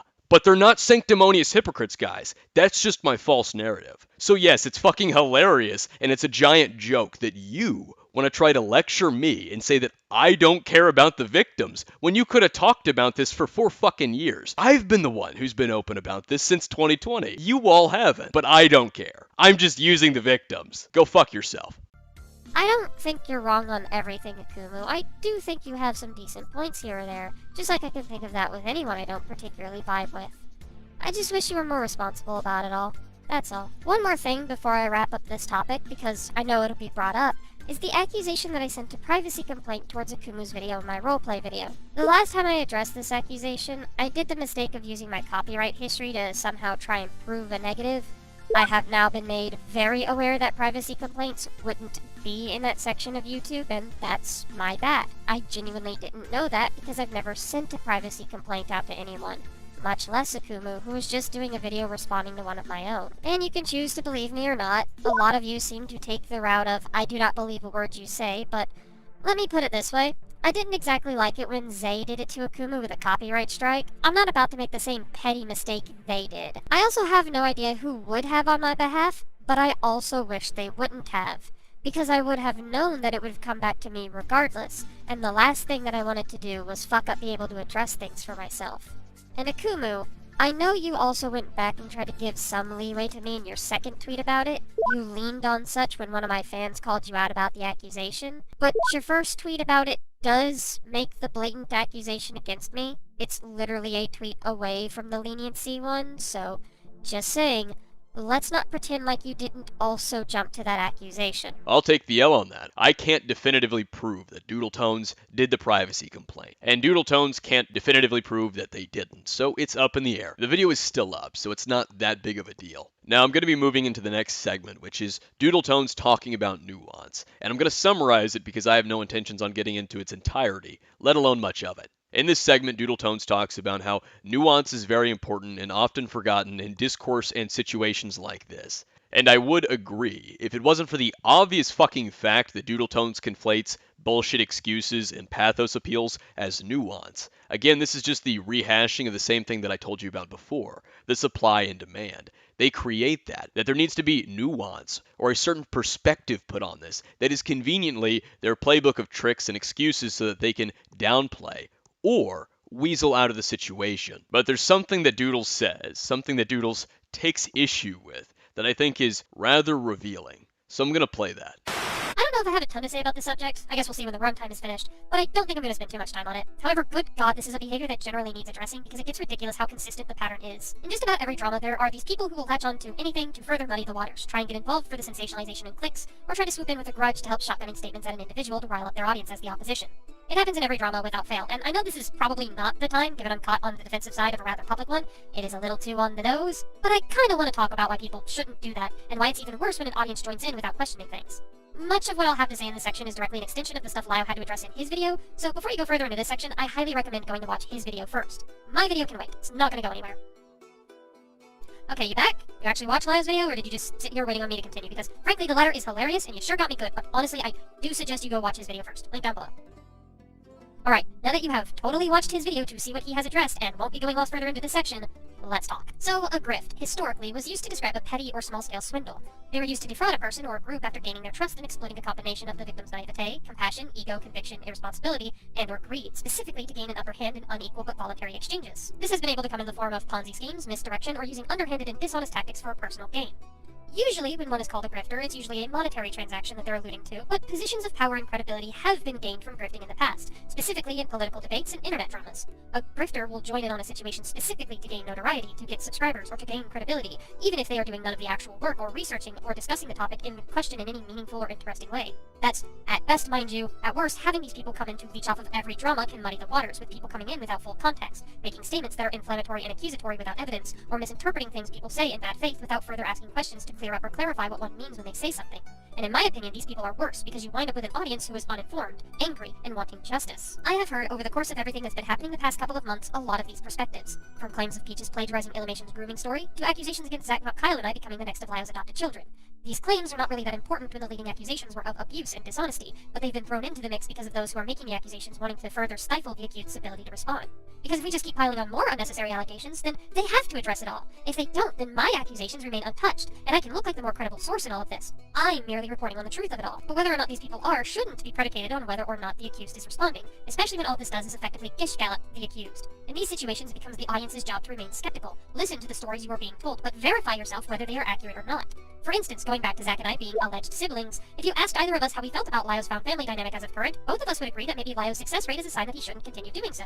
If not for the sake of those he adopts, then for himself, as this situation shows sometimes those who are helped are ungrateful and will look for an excuse to ruin someone. However, no one wants to ask us because we're friends with Lyo, right? We hadn't gone and publicly disavowed him the minute these allegations came out. We aren't saying anything about the Rosa Ray Ramsey call, so we must be ableists. We aren't saying anything about his abuse of these kids, so we must be abuse apologists. We aren't saying anything about the FCK log, so we must be okay with grooming and inappropriate behavior around minors.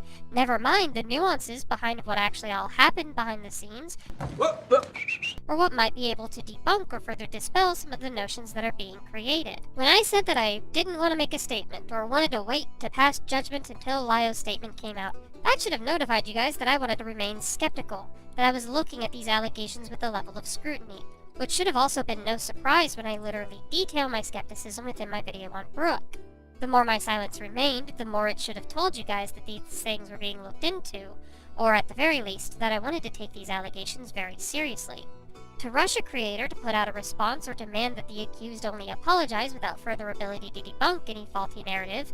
Putting the obvious, subtle shade thrown at me aside, you talk about nuance as if you've provided any nuance. None of what you've provided changes a fucking thing about the FCK, nor have you debunked any faulty fucking narrative. You've effectively done nothing. This video has been nothing but a waste of everyone's time, and the only reason I'm entertaining it is to show people that you have brought nothing to the table so far. I really couldn't imagine making 2 hours worth of a video that insistently claims to bring nuance to the table and brings nothing but excuses and pedantic complaints, and then wants to call that nuance. Shows me that the audience of this particular situation did not take these allegations very seriously. Because if they did, then they would recognize the lack of evidence in these allegations as being a problem, and understand the silence as a sign that things are being listened to and addressed. But the grifters in this situation are absolutely worse, because whereas the audience might not know exactly how to reach out to a creator, the grifters do. They know that there is a chance for an average creator to be relatively trusting when they have allegations thrown at them, so they'd be more accepting, cooperative, and or more open to discussing with them in order to get their own stories out there. But they choose to not even take that chance, specifically so they can make videos laughing at the misfortune, or make videos talking about how both sides are bad, or again to join in to further shotgun allegations that may or may not be true.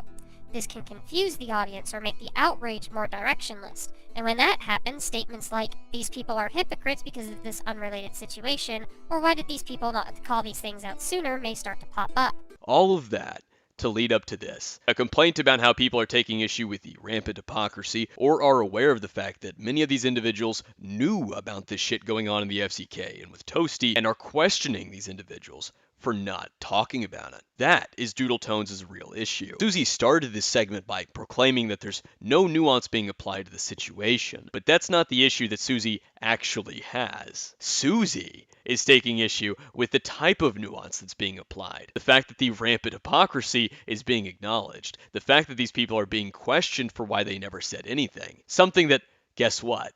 They never provide answer to because they can't. They just don't want it acknowledged that they knew for years. Take, for instance, the statement that happened just moments ago about how there's nuance behind the scenes. We aren't saying anything about the FCK log, so we must be okay with grooming and inappropriate behavior around minors. Never mind the nuances behind what actually all happened behind the scenes. And yet, none of that nuance that you've supposedly brought to light with this video, or Lyo's video, changes the fact that many of you knew what was going on in the FCK server and about Toasty, and still told no one, yet condemned other people for similar shit, or for shit less than this. We know that Nezzy Monster knew of the porn being sent in there. We know that Nezzy Monster knew about the Slimmer's porn chat, and only said something a few days after Ben the Looney threatened to expose that same thing about the FCK. We know that Nezzy Monster had an idea as to just how fucking bad Toasty was from the DMs you provided us, and we know that you had an idea as to how bad the FCK was. You said that you had an idea towards the end of 2020, that Toasty was a creep.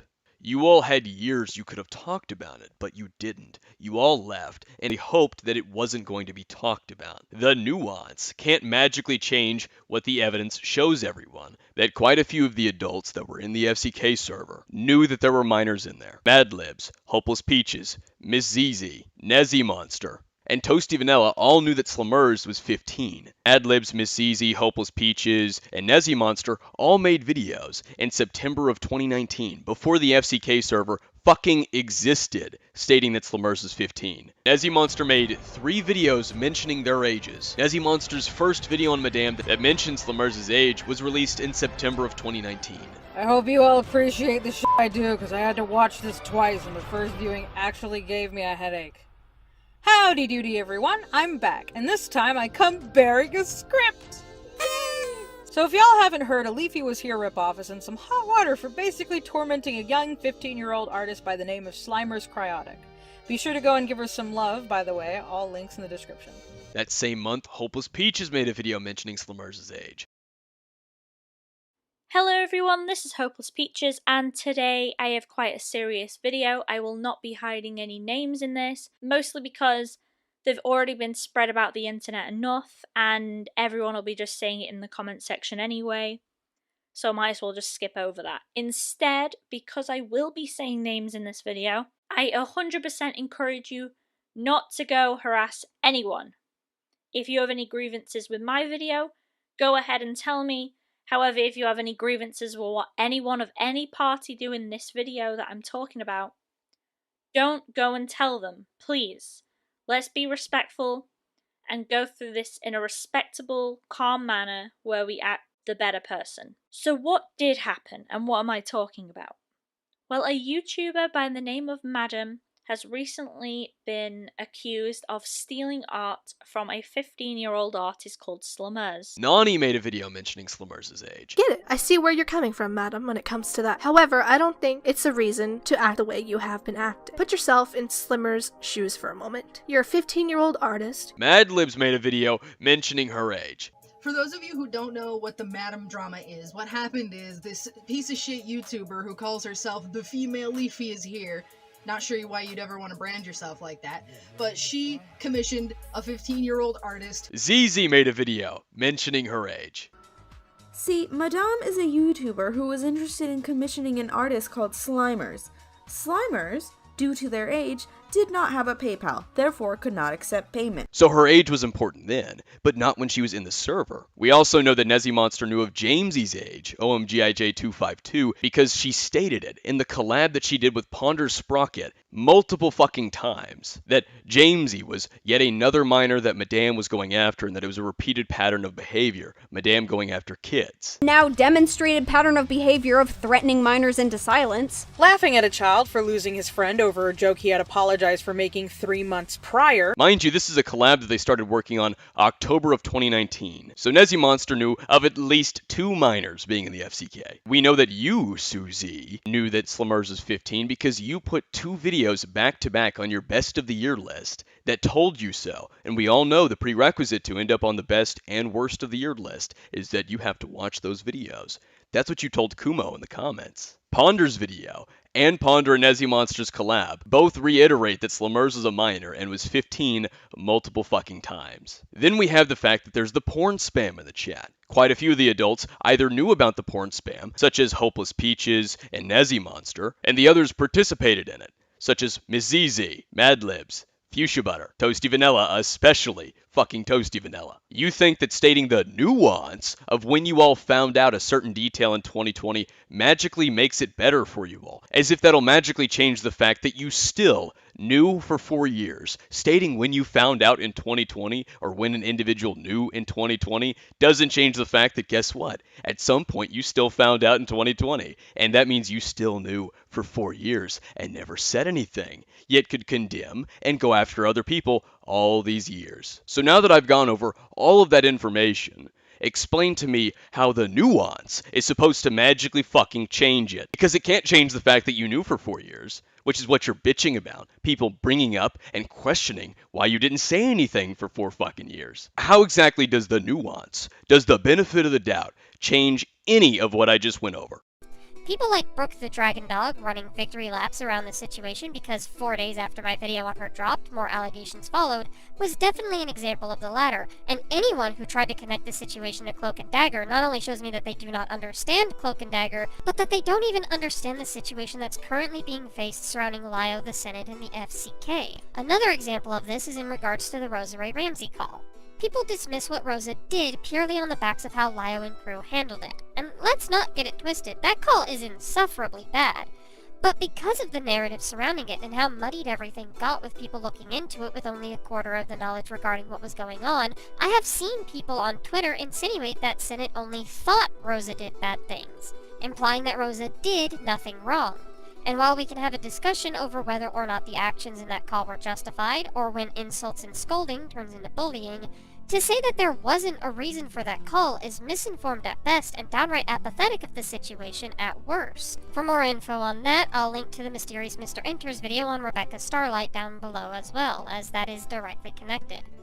To some, this might not be enough. Getting angry at Rosa in general is unfair because she's on the spectrum, and, might not be able to understand what to do in a situation where a predator in the room. And, that can be fair. Not everyone will know how to react in every situation regardless of if they're on the spectrum or not, but I do have to wonder, are we maybe falling dangerously close to infantilization here? I don't know, but it is something to consider regardless. Again, I want to be clear that the way that Rosa was treated was horrible and ableist, and I'm not going to sit here and pretend like it wasn't. I just want to be cautious that we don't dip too far into the opposite direction, Time frames are also an important factor that have been ignored throughout this situation. Humans never stay stagnant, and so looking at these situations in a vacuum and trying to compare them to when the creators involved are older and or potentially more knowledgeable on things is not fair to the individuals in question, because at that point, why even change or grow at all? Why would we try to get better when people will forever view us as our worst states? Really? This is just repeating what they've all been saying anytime this shit is brought up. How can an individual change, improve, or grow as a person if what they've done is hidden, if they lie about what they did, if they deny what they did, if they downplay what they did, or if they try and keep what they did a secret? How can they change while simultaneously doing all those things? Make that make sense to me, Susie. You can't. And that's why you don't acknowledge that. Instead, you just keep saying the same thing that the others have already said, that Nezzy has also said.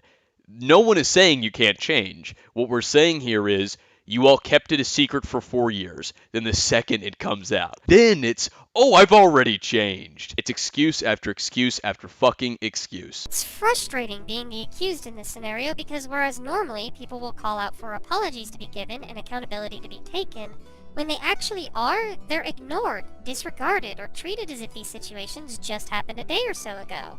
At this point, I think it's very obvious what Doodletones is doing. The mental gymnastics of leaping over what everyone's issue is and going straight to, well, you're not allowing us to apologize and take accountability. And it's also very obviously mostly about Nezzy Monster, the Dumb and Dumber duo here, folks. And also, there's no explanation on what accountability is in this situation, or how they've actually taken accountability. These people love to use the word accountability and say that other people need to be held accountable. Finding one fucking video from these people throughout the last year or so that doesn't mention that fucking word, good luck. Please, do it. Give me an example. Have fun, because you're not gonna. If you were to take Lio's addressing things video and take a drink every time he says accountability, you're gonna end up with alcohol poisoning by the end of it. But let's just assume that they mean their Twitter threads, where they are supposed to be open about what they've done so that they can inform people and then apologize, okay? Let's just run with that. I'll give them the benefit of the doubt and some leeway there, and I'll say, okay,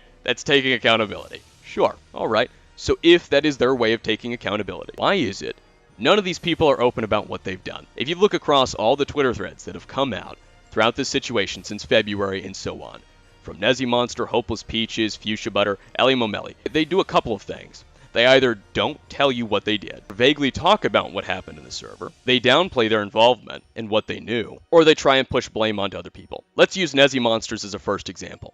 I'm going to show these on screen to you guys as I go over this. Not once in this Twitter thread, or any of the Twitter threads that Nezzy Monster has since made since the situation, has Nezzy Monster admitted to knowing that Slimmers was a minor and in the server, to knowing that Jamesy was a minor and in the server, to knowing that there was porn being spammed and shown to these minors in this server. She doesn't admit to the fact that she knew about the chat dedicated to Slimmers' porn, her NSFW artwork, and that she only wanted it removed once the group was at risk of being exposed. She doesn't admit to the fact that she knew a good majority of the issues with Toasty Vanilla, calling him a sexual harasser, comparing him to V Omega, and all of that shit in August of 2020, and that she never came out about Toasty. She just says that she got onto Toasty in this Twitter thread, the one on February 25th. None of her Twitter threads mention a fucking thing about that. How about Hopeless Peach's Twitter thread, where she doesn't mention the fact that she knew Slimmers was a minor and in the server. Keep in mind, Peaches made her Twitter thread February 25th. Before she made her Twitter thread, she did a call with Lio Convoy and a Crystal Flame,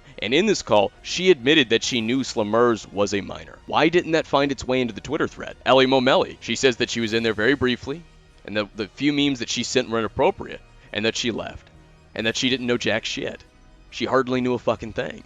And yet, we found out from Nezzy Monster's DMs that when Ellie was under the name Micro Mavi, she blocked Toasty because of some of the weird shit he was doing. So clearly she had some other idea. And you can watch my video on Fuchsia Butter's apology and whatnot to see the issues with that, trying to blame Toasty for shit he had nothing to do with. So the point comes down to this. It's not that people don't want you to apologize or take accountability. It's that people want you to be transparent and open about what your involvement was and what you knew and what you did or didn't do. Maybe you should look at why people don't like these Twitter threads and apologies in an attempt to take accountability. But I think you already have, and you just don't want to acknowledge those reasons because they're inconvenient.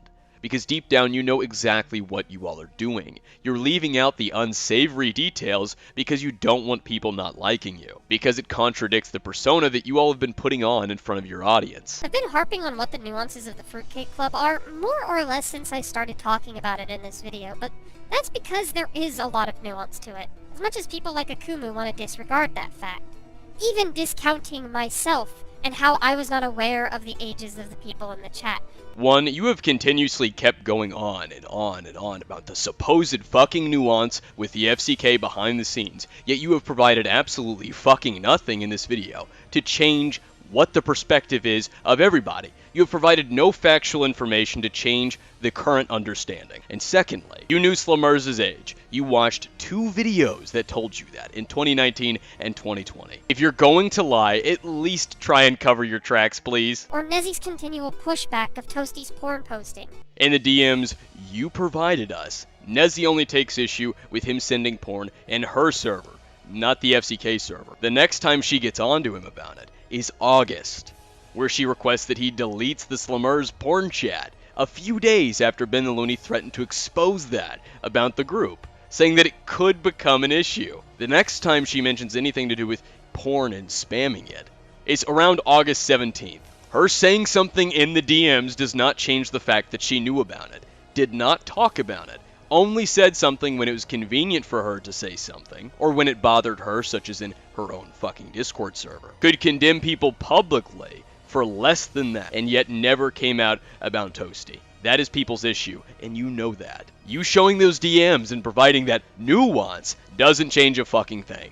You have Ellie Momelli's existence in the chat for a day and could come to a conclusion she probably didn't think much of the situation. If there was nothing alarming to any degree, why was she only in there for a day? And why did she block Toasty? You should probably be a bit more careful with what you put in your videos. Then the Looney's alleged threat to reveal everything about the chat to the public, showing he thought something was up upon his departure.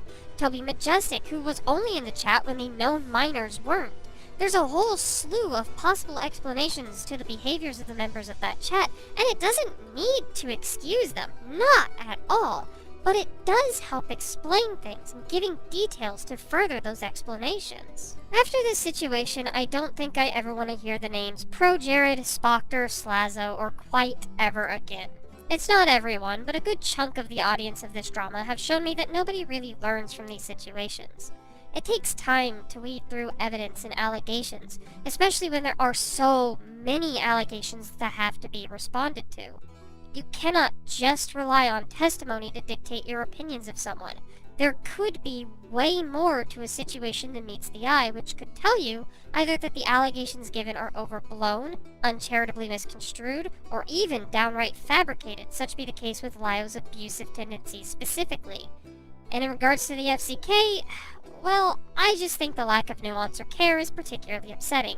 Because while yes, absolutely, people should have been more responsible in that situation, especially those who knew Slimmers was in the chat and knew her age, I think the upset towards that irresponsibility is justified, but we can't keep ignoring the accountability and change in those who have answered for their... See, right there. I was just talking about this before, just a few minutes ago, that Doodles is trying to insist that these people, especially Nezzy Monster, has already changed, has already paid for it. But how exactly? She very clearly didn't want it coming out, stating, could people stop kicking a 4-year-old's hornet's nest? She didn't talk about it for 4 years, further indicative that she didn't want it coming out. And in her posts that are talking about it recently, they're all vague. Not a single one, just as Doodles just brought up, mentions the fact that she knew that Slimmers was 15, that she knew that Slimmers was in the server and being shown porn, that there was a chat dedicated to her porn. Not a single post from Nezzy Monster mentions that. Now, before we wrap up, I wish to throw out some sporadic footnotes of things that probably need further addressing.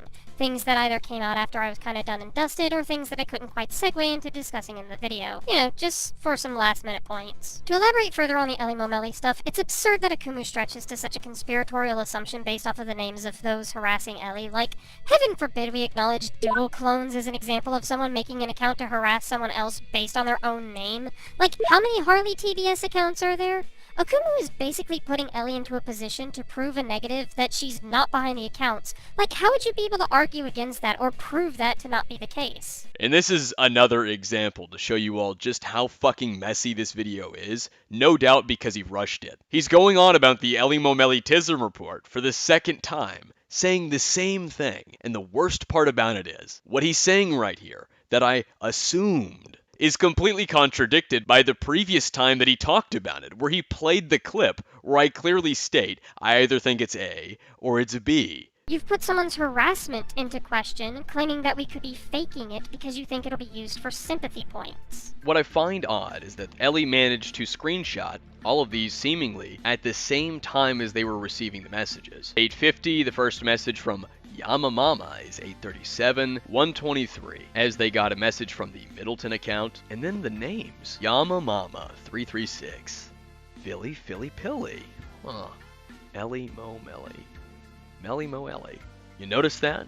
Bit of a rhyming thing that goes on with Ellie's name. And the usernames also have that same rhyming thing going on there, at least 2 of them. And the other one is Middleton with Decon Con. So what I'm suspecting is that either A, this is an individual who already knew Ellie and had a grudge with Ellie, and they made these alt accounts to fuck with Ellie because they're upset about the FCK thing, or B, these accounts were made by Ellie or someone else to message Ellie, or, themselves, herself, and say all of this. And again, it's also odd to go after Ellie, of all people, whose name was just mentioned in passing. I never made any definitive claim or assumed anything. I just provided my skepticism in a format of A or B. This is fucking embarrassing. On the note of similar account names, the Fur Affinity account that was going around that people were using to claim Lio was a degenerate. One of our sources have stumbled on one of Lio Convoy's accounts on some website similar to that of DeviantArt. This website hosts a variety of degen content and even has a favorite feature, kind of like your own playlist of what you like. And Lio's favorites are something else. This is all alleged, but I do trust my source, and the evidence I'm about to show you is rather compelling. I'll be blurring these images, but don't worry, I'll describe them to you. The first is a photo of a human man sticking his face into the vagina of a fire horse Pokemon. Is also not inherently Lio.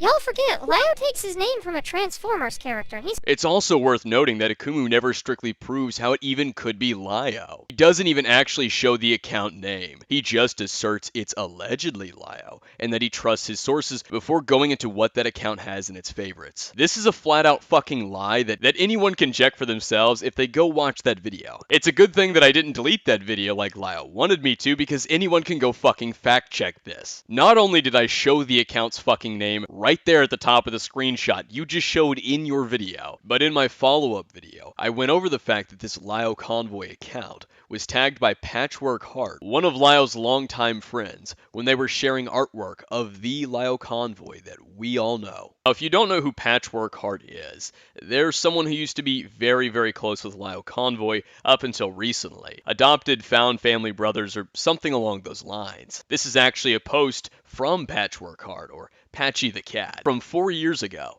Lio Mandad, a gift from my friend Lio Convoy on Twitter. His hair has grown too much in quarantine. Now then again, you could think nothing of it because it says, for Lio Convoy on Twitter. And yet, something really odd about this, and I find a little fascinating, is that you can actually click on the part that says Lio Convoy.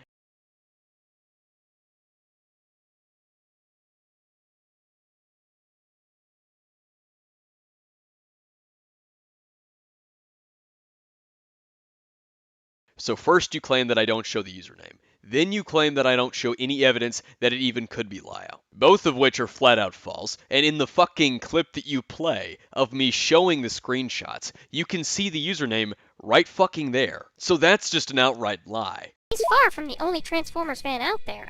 Y'all are running off of assumptions based on nothing, shock to no one. Like, people can even share legal names with each other. By now, some people might know that my first and middle name is shared with a pro wrestler, and not a single soul is gonna believe I'm the Heartbreak Kid, come on now. Lio has even pointed out that he shares a name with someone who spread the AIDS virus and is currently doing prison time. Here's the thing. My name, my legal name, and by the way, I have no problem saying it because I'm okay with that, is Thomas Guerra. I was born in 1985.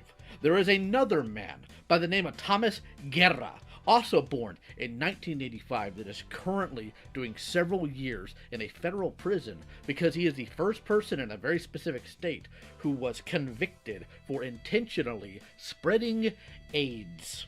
So if I was the person that you had beef with, I'm pretty sure you'd be running around telling people that I gave people AIDS, because I guess reading a court document is too hard for you. So even he's previously pointed out how this is a bad point. This is another instance of specifically Akumu throwing shit at a wall to make new things to have to address. I could give a fuck less whether Lio addresses a DGen account or not. The goal was not to gish gallop. I know that's a new favorite word lately of the SCC members. I saw Fractured Light and a couple of others throw that word around. It's hardly gish galloping. Lio himself put himself in this fucking light. He chose to defend Peaches. He chose to be the FCK's White Knight. He even admitted that he was White Knighting for Peaches on stream with me. Regardless of how true or not they are, and I'm so fucking tired. Because I couldn't really segue this into the rest of the video, credibility and emotion can be just as important as logic in a debate and discussion. And some people need to remember that. Regarding my FCK spreadsheet, Akumu focuses on the labeled last few messages in there that were claimed to be for Lio, and tries to make the claim that Lio was going to attack him over them. However, that was actually Hateful Eight's idea, not Lio's. What Lio specifically wanted was in the what we are looking for section of the doc. This was again another instance of Akumu making assumptions where the actual events play a bit differently. Pointing out that one of my predictions from the Tism Report series was wrong won't change the fact that the majority of them were right. I called the fact that you all were going to use excuses, to claim that no one wants nuance, and that you're trying to provide a nuanced take, which is just fucking excuses. Convenient excuses that allow you all to weasel out of it. Droning on about bad faith intentions. Unable to prove that I've lied, so instead saying that I'm dishonestly framing it, yet can't prove that either. Making new accusations against your detractors to distract away from it. Repeating old accusations against your detractors to distract away from it. Leaving out things that you all did because they're inconvenient, and you don't want to inform your audience and admit to doing it. Take, for example, Lio apologizing for the false accusation Supreme comment, yet not admitting in the video that he lied for Peaches. Or how about the other prediction that I made in regards to Nezzy Monster and her statement, implying that she knew more and still said nothing. Oh wait, you showed us that by showing us the DMs between her and Toasty Vanilla, that she knew way more about Toasty. I think I've made my point. I wouldn't be focusing so hard on what Akumu has said if he would just stop talking for real. And this is an instance of someone needing to take their own fucking advice. All you've done throughout this video is yap, yap, yap, yap, yap, provide an excuse, shoot yourself in the foot, and repeat, droning on and on about nuance, as if you've actually provided some fucking nuance to the situation. You think that if you keep talking about nuance, it'll convince your audience that you've actually brought nuance to the table, while you're complaining about the nuance that other people have brought to the table, such as going over the rampant fucking dishonesty and the rampant fucking hypocrisy from all the people in the FCK. But you don't want that. And of course you don't want that, because you know that this is all beginning to unravel, because people are going to be less and less fooled by you and your community. The amount of comments I've gotten of people talking about how annoying you sound, aside from your dog shit fucking takes, your terrible excuses, your pedantic complaints that don't change a fucking thing but you magically think that they do. This could keep going on, but overall, take your own fucking advice. Hardly anyone wanted you involved in this situation.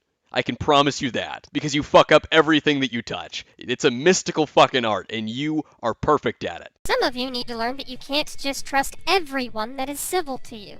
And the rest of you frankly can't be trusted yourselves. Alternatively, some of y'all also need to realize that if you're going into someone addressing their allegations with the intent to believe absolutely nothing, then that is also a problem, because why should we even address you or your allegations at all? You have already closed your mind to any and all discussion. The point of acknowledging change in the Lio chapter is, at the end of the day, just my moral compass. Many people after seeing the leak of my video claimed that I'm just making excuses or downplaying what Lio did, but I want to clarify my intentions there. Let me clear the air that I was explaining the reason for Lio's behavior. I was just explaining why. No, you gave us a fucking sob story about how Lio Convoy grew up. People want to know whether it happened and whether it didn't. Not you reaching all the way back to whip out a traumatic experience for some fucking pathos appeal to the audience. I've already explained the issue with Doodletones and co thinking that providing the why is actually answering people's fucking questions. And I'm not going to repeat myself yet again for this fucking loon. But I will say this. Go through any of my videos where I address any of the accusations levied at me. Go through any of my videos, especially the ones in my Art CC playlist, where I address accusations thrown at me, or the things that I did do, such as deleting comments. I did do that at one point in 2020. Shouldn't have done it, but I did. You don't see me digging deep into my childhood,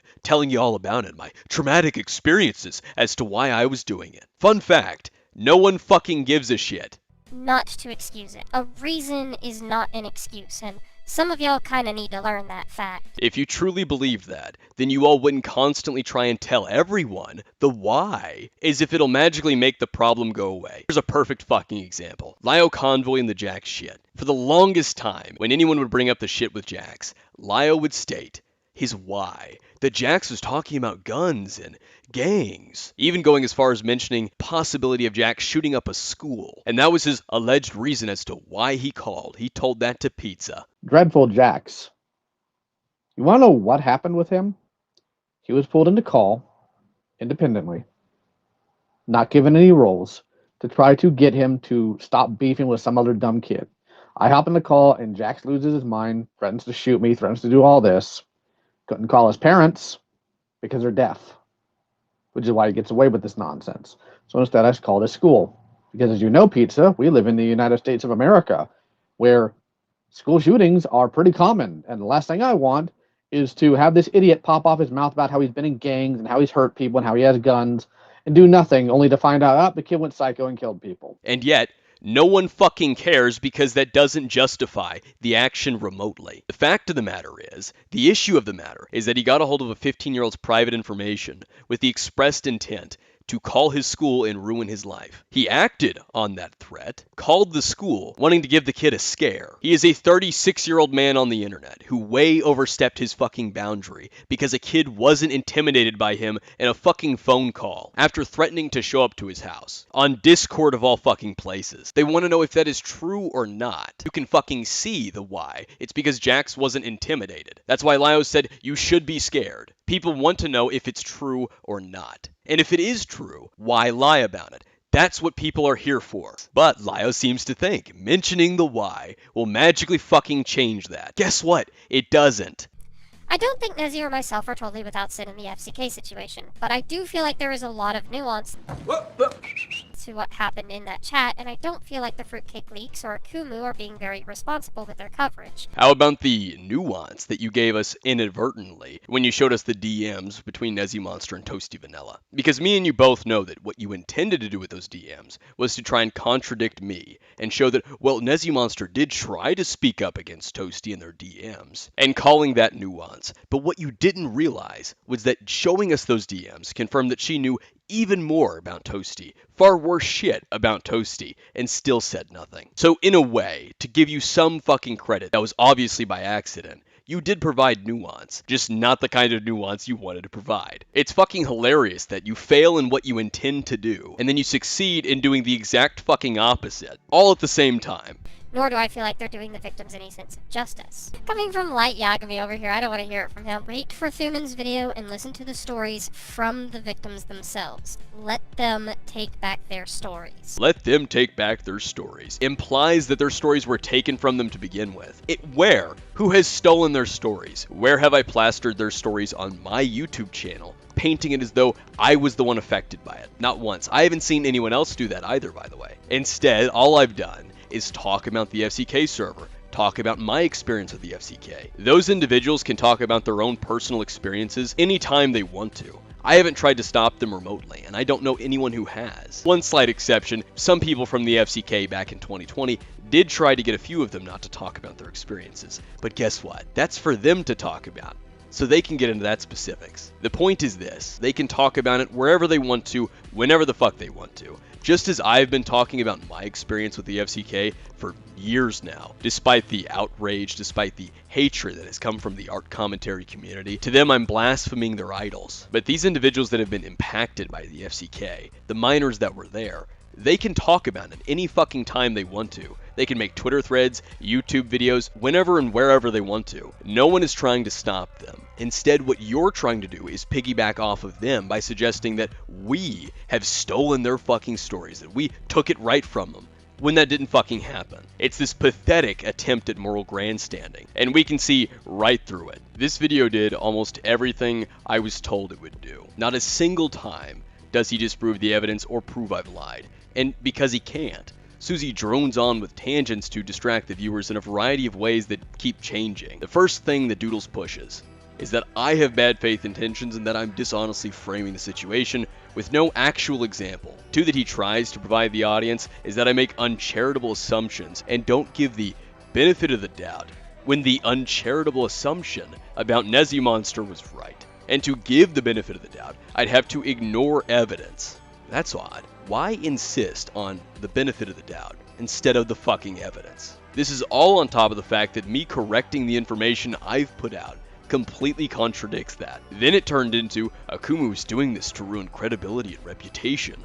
Finally, though, a specific answer on my supposed bad faith intentions. But that's a strange complaint coming from someone actively targeting my credibility with this bad faith horseshit. I don't need to aim to damage any of your all's credibility and reputation. Why would I spend my time trying to do that when you all are willing to do that to yourselves? And the irony gets even better, considering that this is Doodle's defense for a group that tried to ruin reputation and credibility with their own hit pieces. And then this video turned into a bitch fest because I haven't talked about Toasty Vanilla as much, and I've had a few interactions with him, and I can't make a response on something that doesn't even fucking exist. There's no response from Toasty on Twitter or YouTube. Then it turned into pushing the Akumu doesn't care about the victims, and that's coming from someone who knew for 4 years and stayed quiet. And it's towards someone who has tried to talk about the FCK for 4 years. The sheer gall, the testicular fortitude, it's fucking great. All that yapping, and yet can't cite where the evidence is wrong, or anything. Almost like it's an attack at reputation and credibility that doesn't change a fucking thing because the evidence is still true. And all because they can't disprove it. Now, out of all of the Doodletones videos that I've made a video on, this is by far the worst fucking one. And it doesn't stop there, because out of all of the videos that I've watched from Doodletones, this is the worst fucking one. It is all over the place. A complete yap fest that sets out with this mission of providing nuance, and then the entire time he's shooting himself in the fucking foot and then crying about it, while trying to point the finger at me and everyone else. I thought that Lio was pathetic, up until I watched this video. All this video is coping and seething presented as some thoughts and statements. But I hope that I've been able to entertain you all. I hope that you've gotten a kick out of it. Now that we're at the end of this fucking shit show, I'd love to get your all's thoughts. You are coping and seething. You just can't accept what you're seeing. Yes, you're coping and seething. The truth it is scalding, and now you are molding and coping so hard.